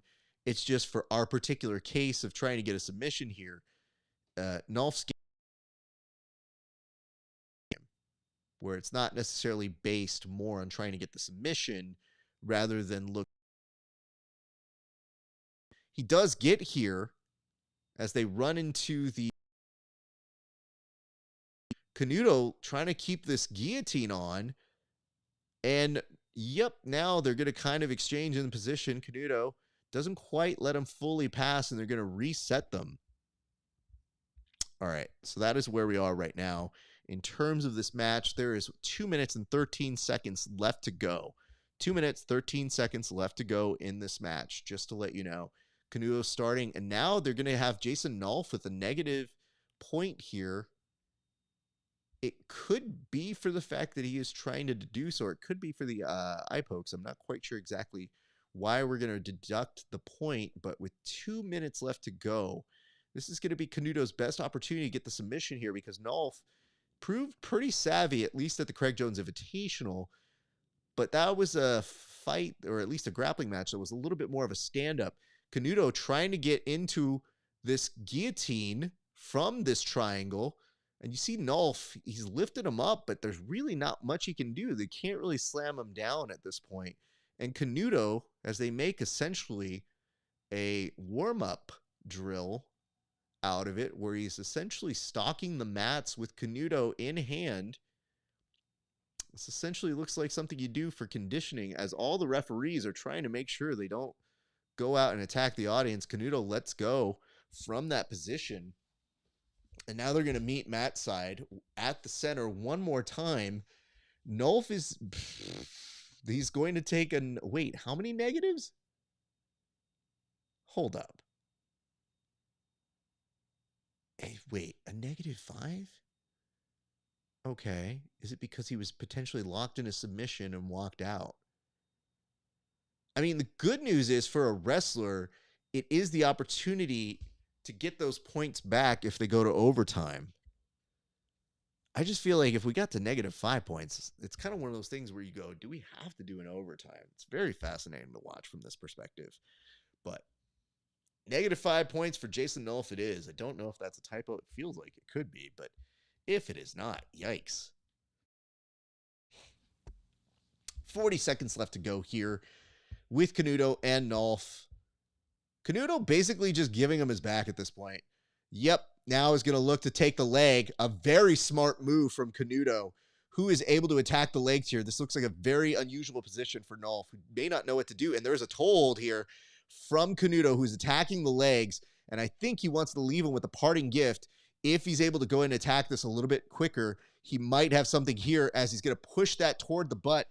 And I think Nolf is really doing a decent job of defending it. And by defending it, I mean he's just mostly keeping it intact. And Canuto's probably not going to be able to get the submission here as they run out of time. So that will take it.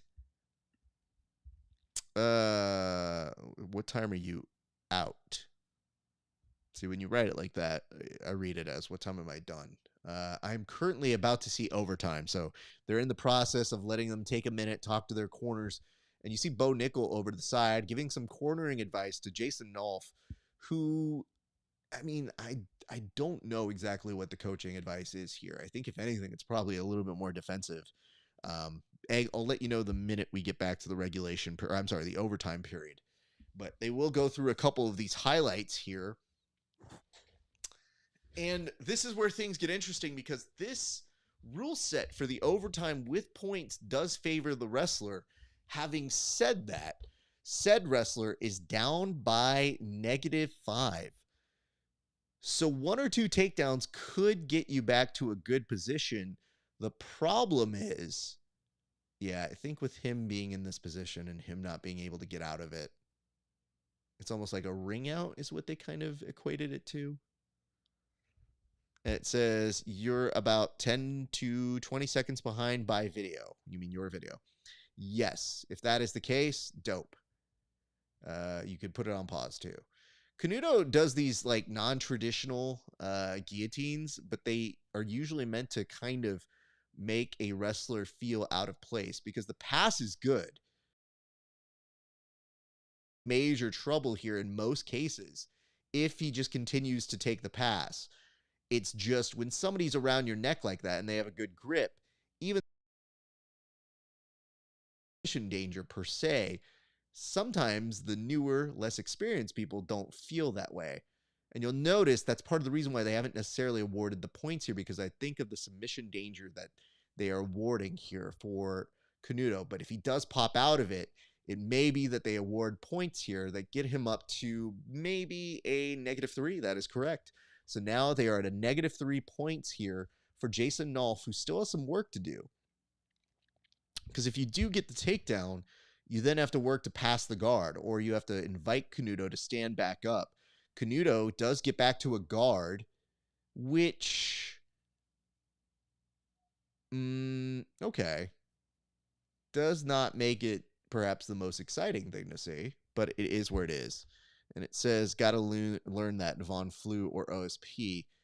Yeah, I mean, the hard part for that is, I think I try to teach that to my kids, but I do know it's not quite your day one stuff, and it seems like a lower percentage thing, but for wrestlers it is probably a good thing. Yeah, I do tend to teach them that. Canuto signaling, signposting like he wants the left leg of Nolf, and if he can create the momentum, he could potentially get it over here. Nolf seems just slightly confused as to what Canuto is trying to do here. Canuto has that underhook, but Nolf is going to keep his base, and that is something that I think most grapplers who come from a wrestling background do know how to do instinctively. For a split second, though, Canuto was thinking about maybe taking that arm. And now almost had the leg. And Canuto is going to be real smart if he just wants to stay off of his back here. He doesn't have to re-engage him up at the top. And if that is the case, then he really has to put the pressure on Nolf to pass, which I think is a very heavy thing to do. The nice part about this, though, is you do have to appreciate Nolf for the fact that he is one of those competitors who has seen the challenge of jiu-jitsu, has a strong wrestling background, gave us an incredible match over at the Craig Jones Invitational, and seems to really want to try to do this. And I think in some sort of weird joke, I'm not quite sure what it was, but he appeared at the Flow Grappling Studios in a gi. So someone will explain to him that's a so-so joke, like 2 out of 10. But it does show that he is up for the challenge of trying this new world, which I can appreciate. Canuto now firmly has him inside of the guard. And from here, he's going to try to get out of it. It says Nolf versus Rotolo is one of my favorite matches at CJ. Absolutely it was. And Nolf tries to throw on a choke. Canuto says, get that shit out of here. And, you know, I think the weird part is for the Rotolo match, you know, I think the big thing that we wanted to see in terms of this one here tonight was that a one-off? Is that something we can expect to see? And if so, like, how committed is Nolf with his incredible background in wrestling, and how well does that translate here? Because he's looking for a choke that, in most cases, just isn't going to work against Canuto. You could see the possibility of him getting another takedown here, because it's not just a takedown. It's a takedown and a pass, or 2 takedowns. That would potentially give him the win over Canuto, but that's going to be a tough thing to make accomplished in just short amount of time. So the takedown possible as they kind of run out.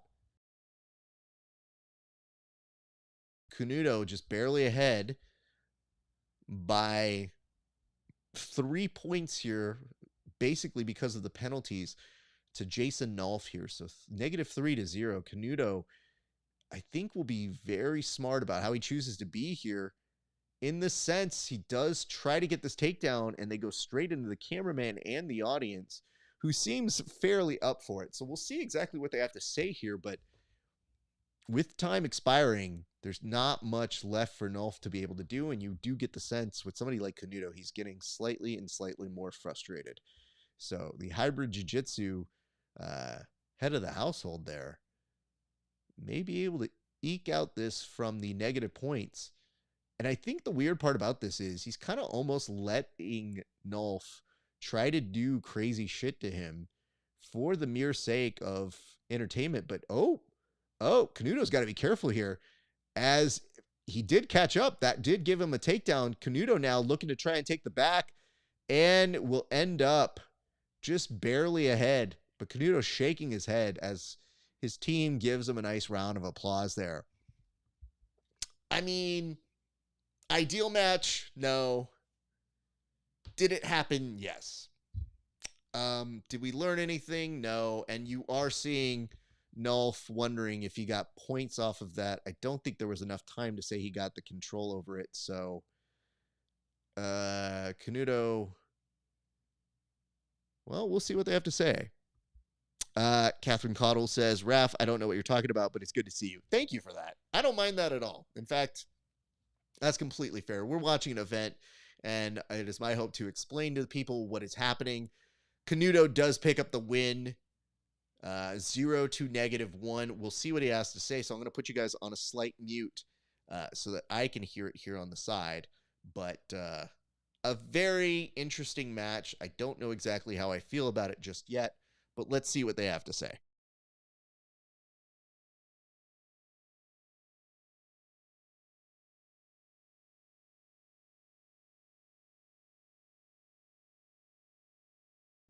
He's saying, do not fucking run away, was what he was thinking.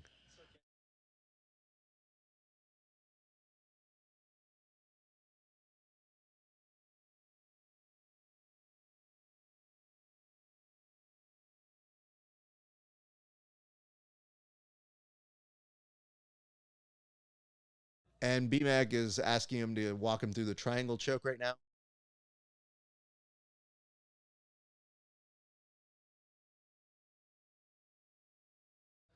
He did just say not that good in regards to the triangle choke.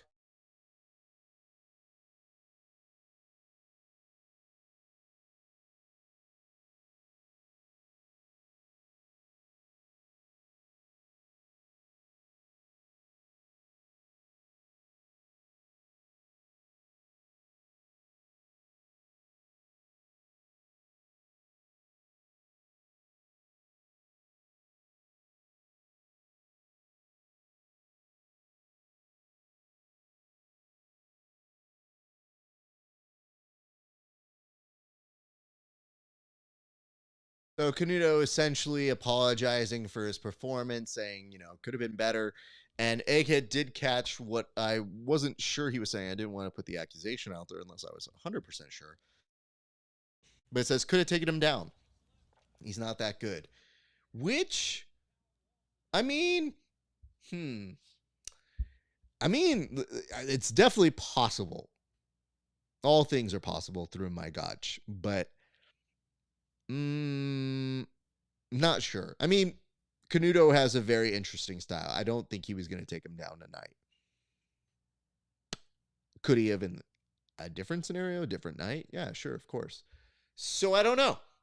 But an intriguing match nonetheless, and one that makes you wonder what exactly could happen in those scenarios. So we're about to get to our main event here in just a second, but I thank you guys all for watching.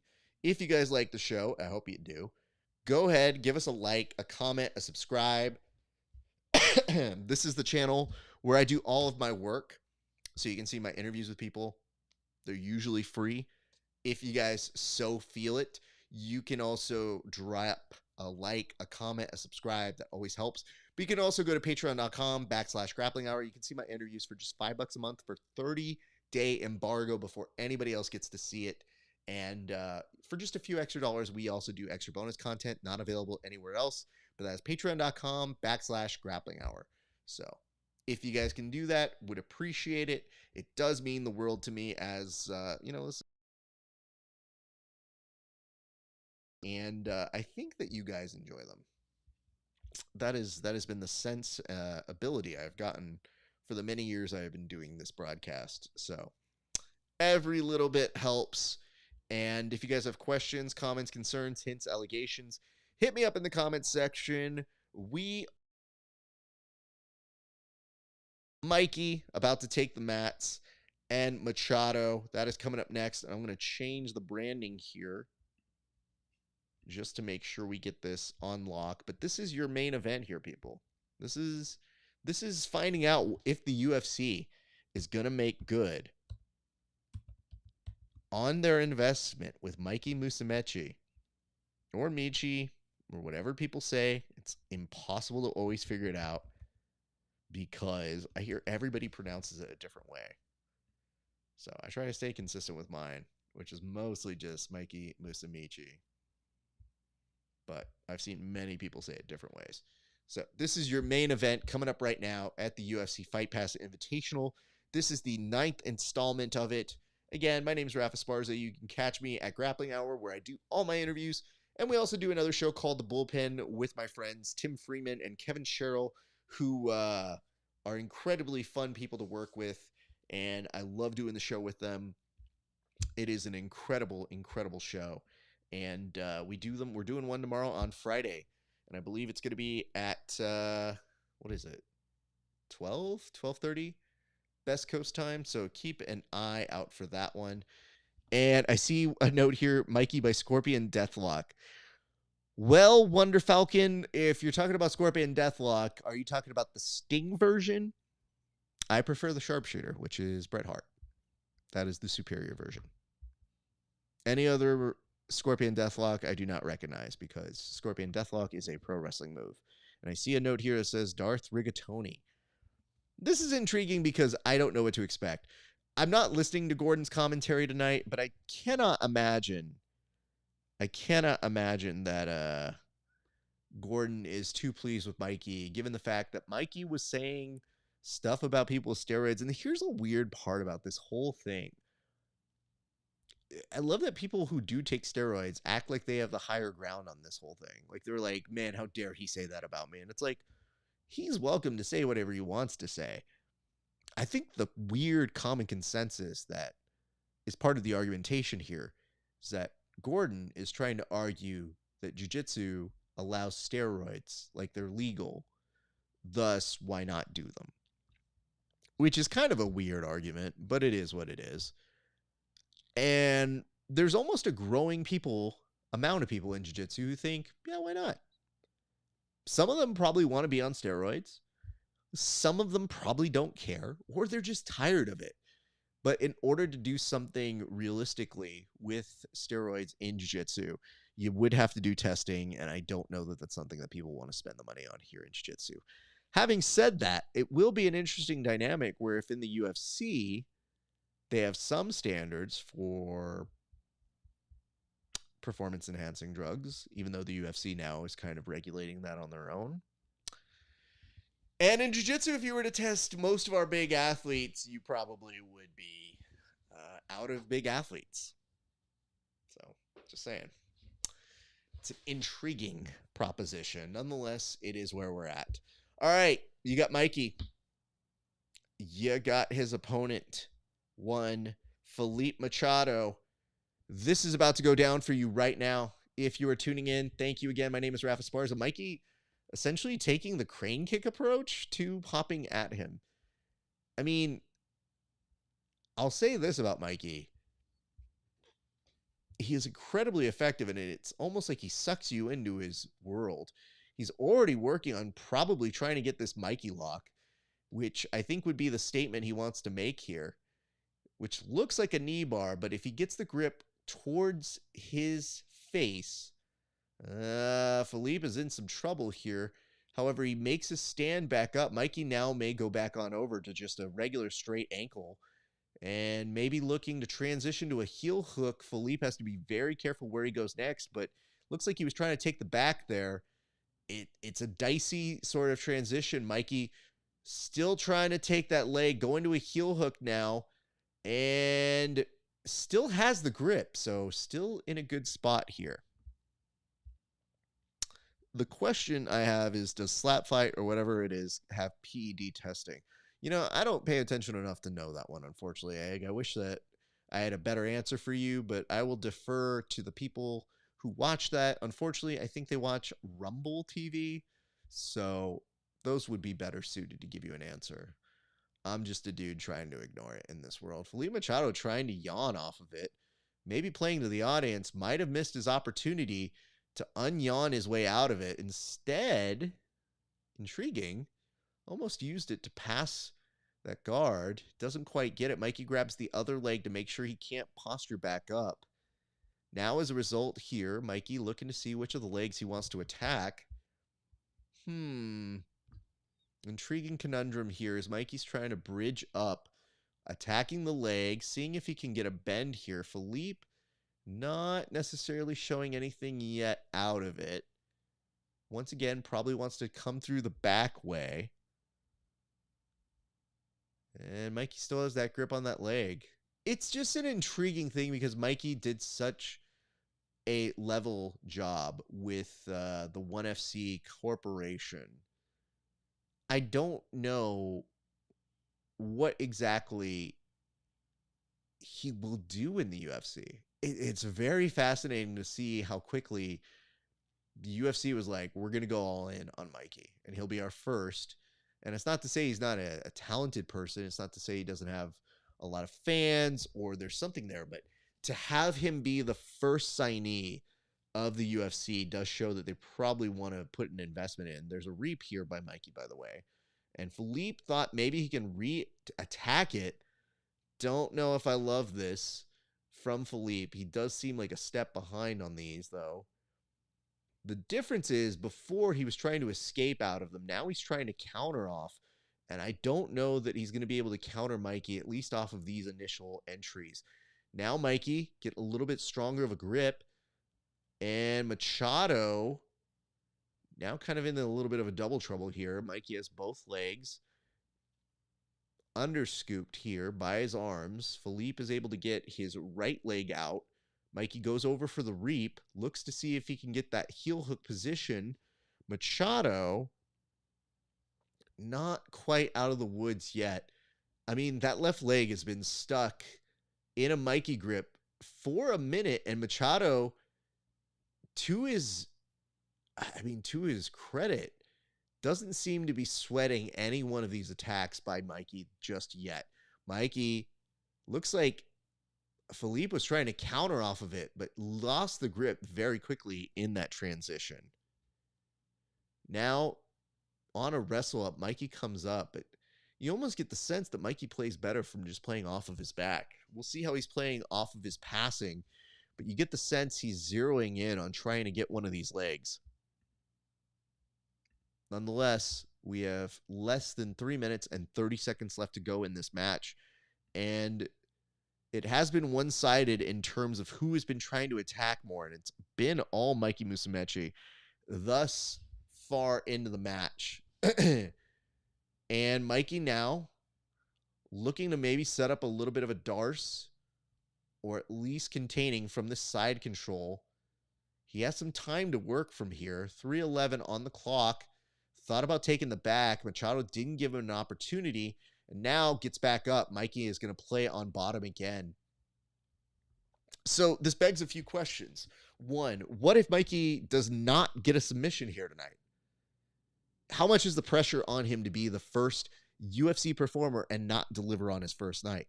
Two, what is going to be said between Mikey and Gordon? If anything at all, and Mikey's looking to try and rip part of that leg off of one Felipe Machado, who grabs the back of the neck, stands back up. It could be a temporary solution. Mikey uses a little bit of that guard to try and give him some space. Machado tries to counter off of it, doesn't get anything from it. Mikey goes right back to work on that left leg, which has been the entire story thus far in. It says, Gordon's been saying nothing but great things about Mikey. I mean, I'll say this. When you're on commentary, the job is usually to at least say things that happen that are truthful. One thing I've seen about Gordon on the broadcast is he will usually use it as an opportunity to dictate whatever narrative he wants to say. So I think it could just be to get through what he needs to get through, but I wouldn't be surprised if there's something a little snippy at some point. Or at least a little quote unquote sassy.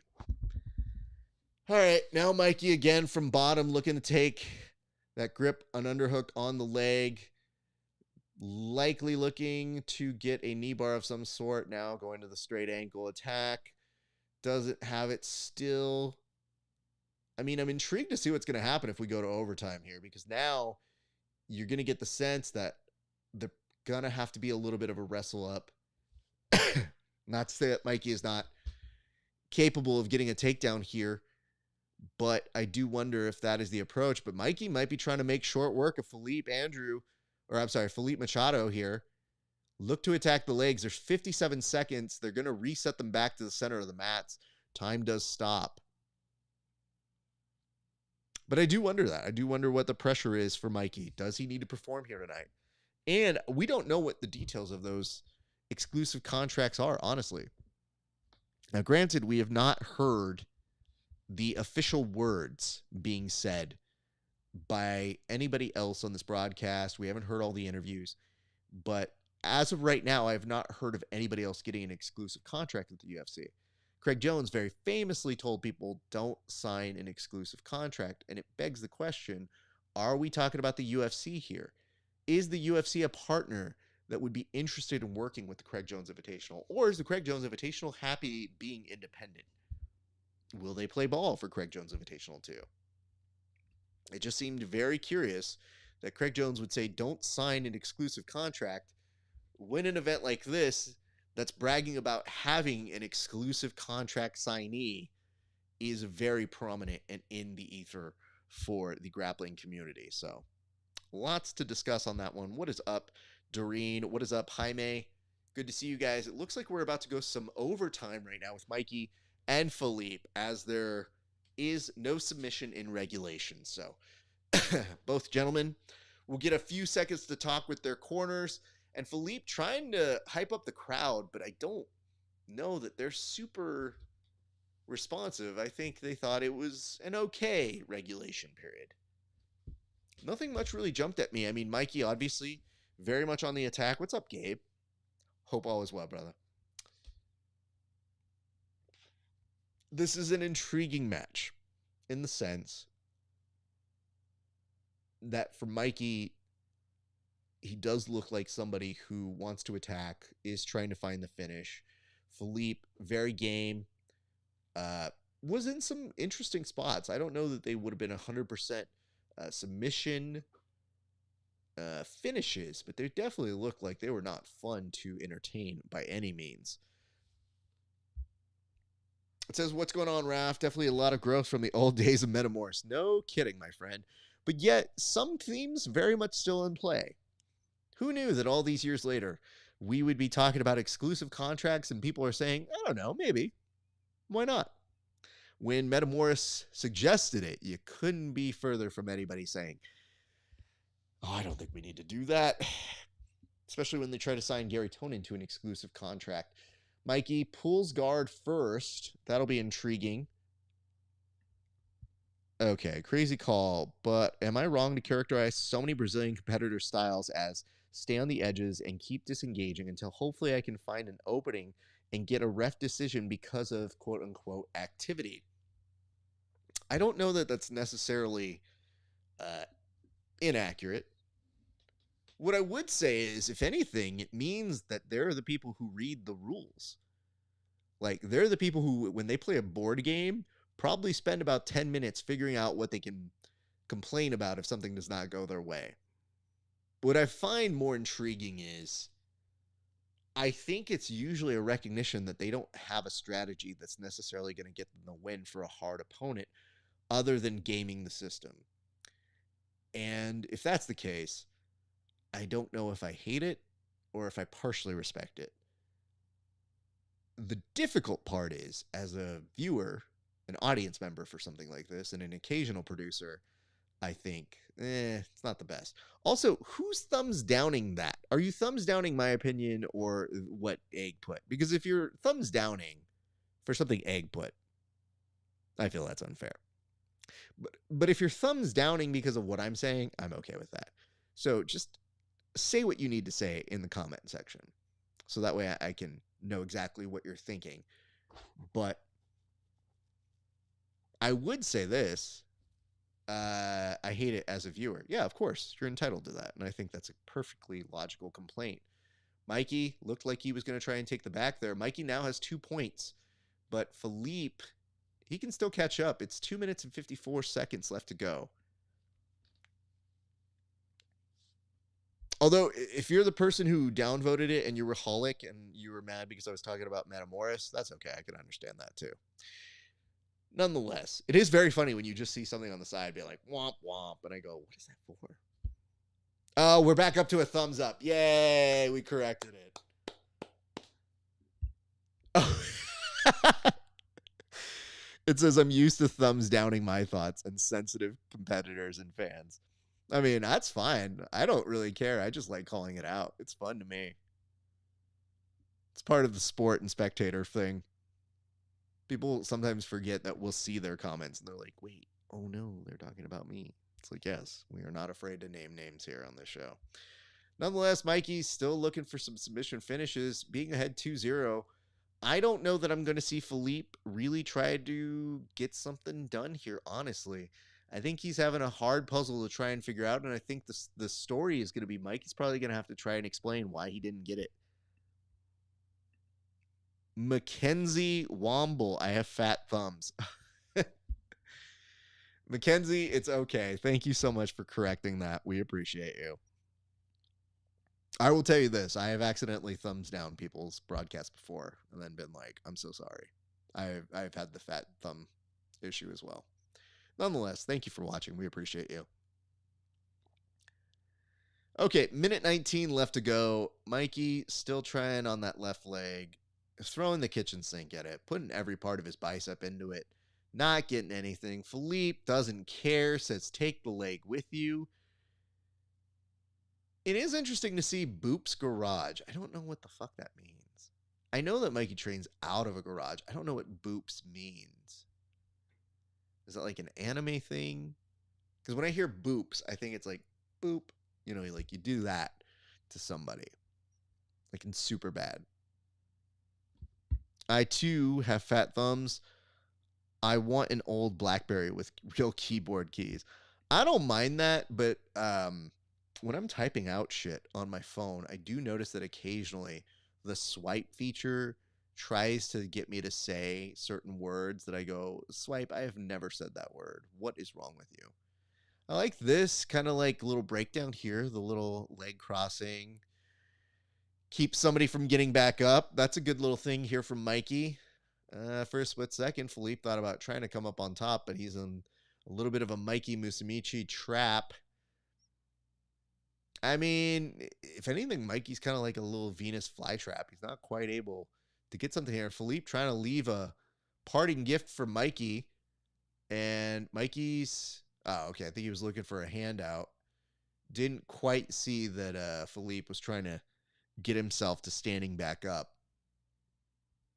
Well, this will be interesting. Mikey's looking pretty exhausted here. And has a black eye, which I don't quite understand. Oh, Felipe's limping off that leg. Well, yeah, no shit, dude.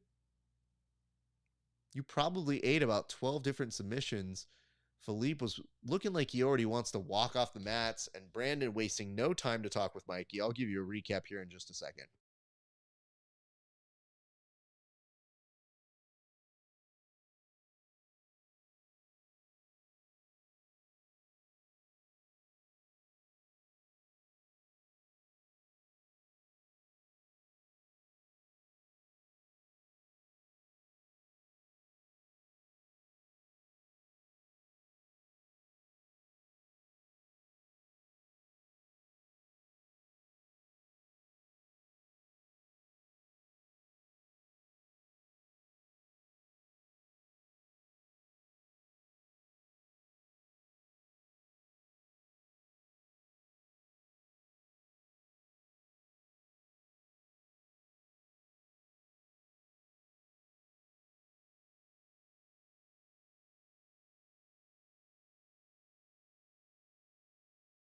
So,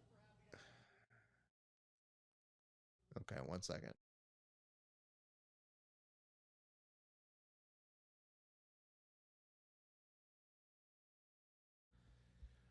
Okay, that was as weird as I thought it was going to be.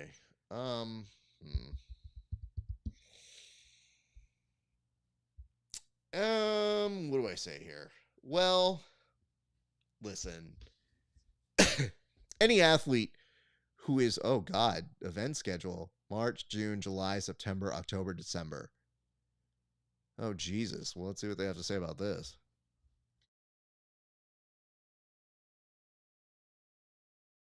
Oh, Jesus.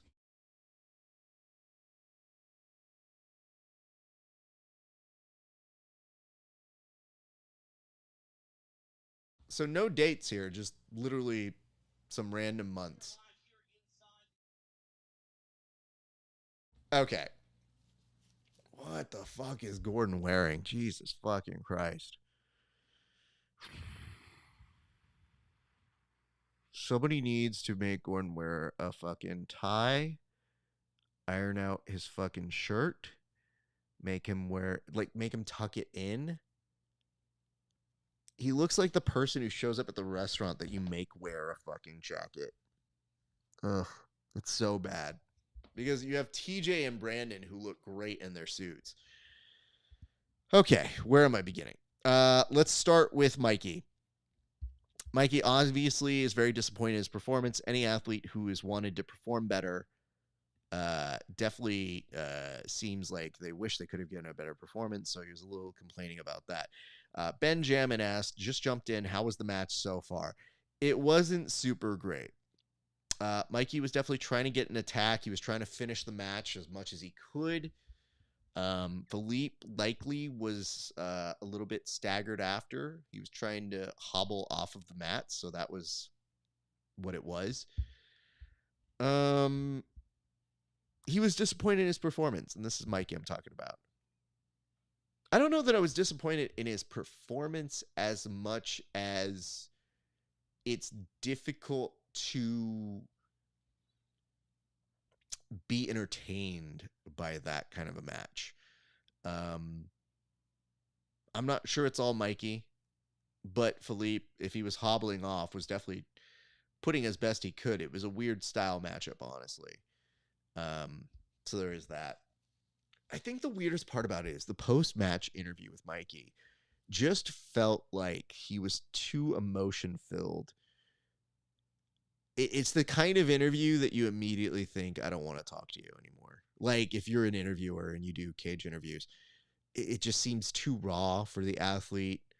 I'm not sure how in control of his emotions he is at this point. So it makes it seem like you're almost making them feel bad to do the interview. That's never how you want to feel as an interviewer.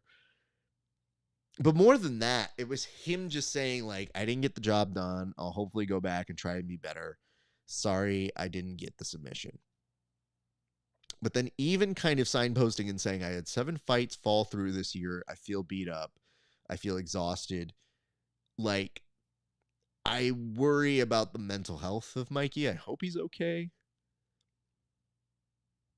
Because then you also have to figure this was also a topsy-turvy year where after he drops out of CJI, which unfortunate, but I kind of thought he might do.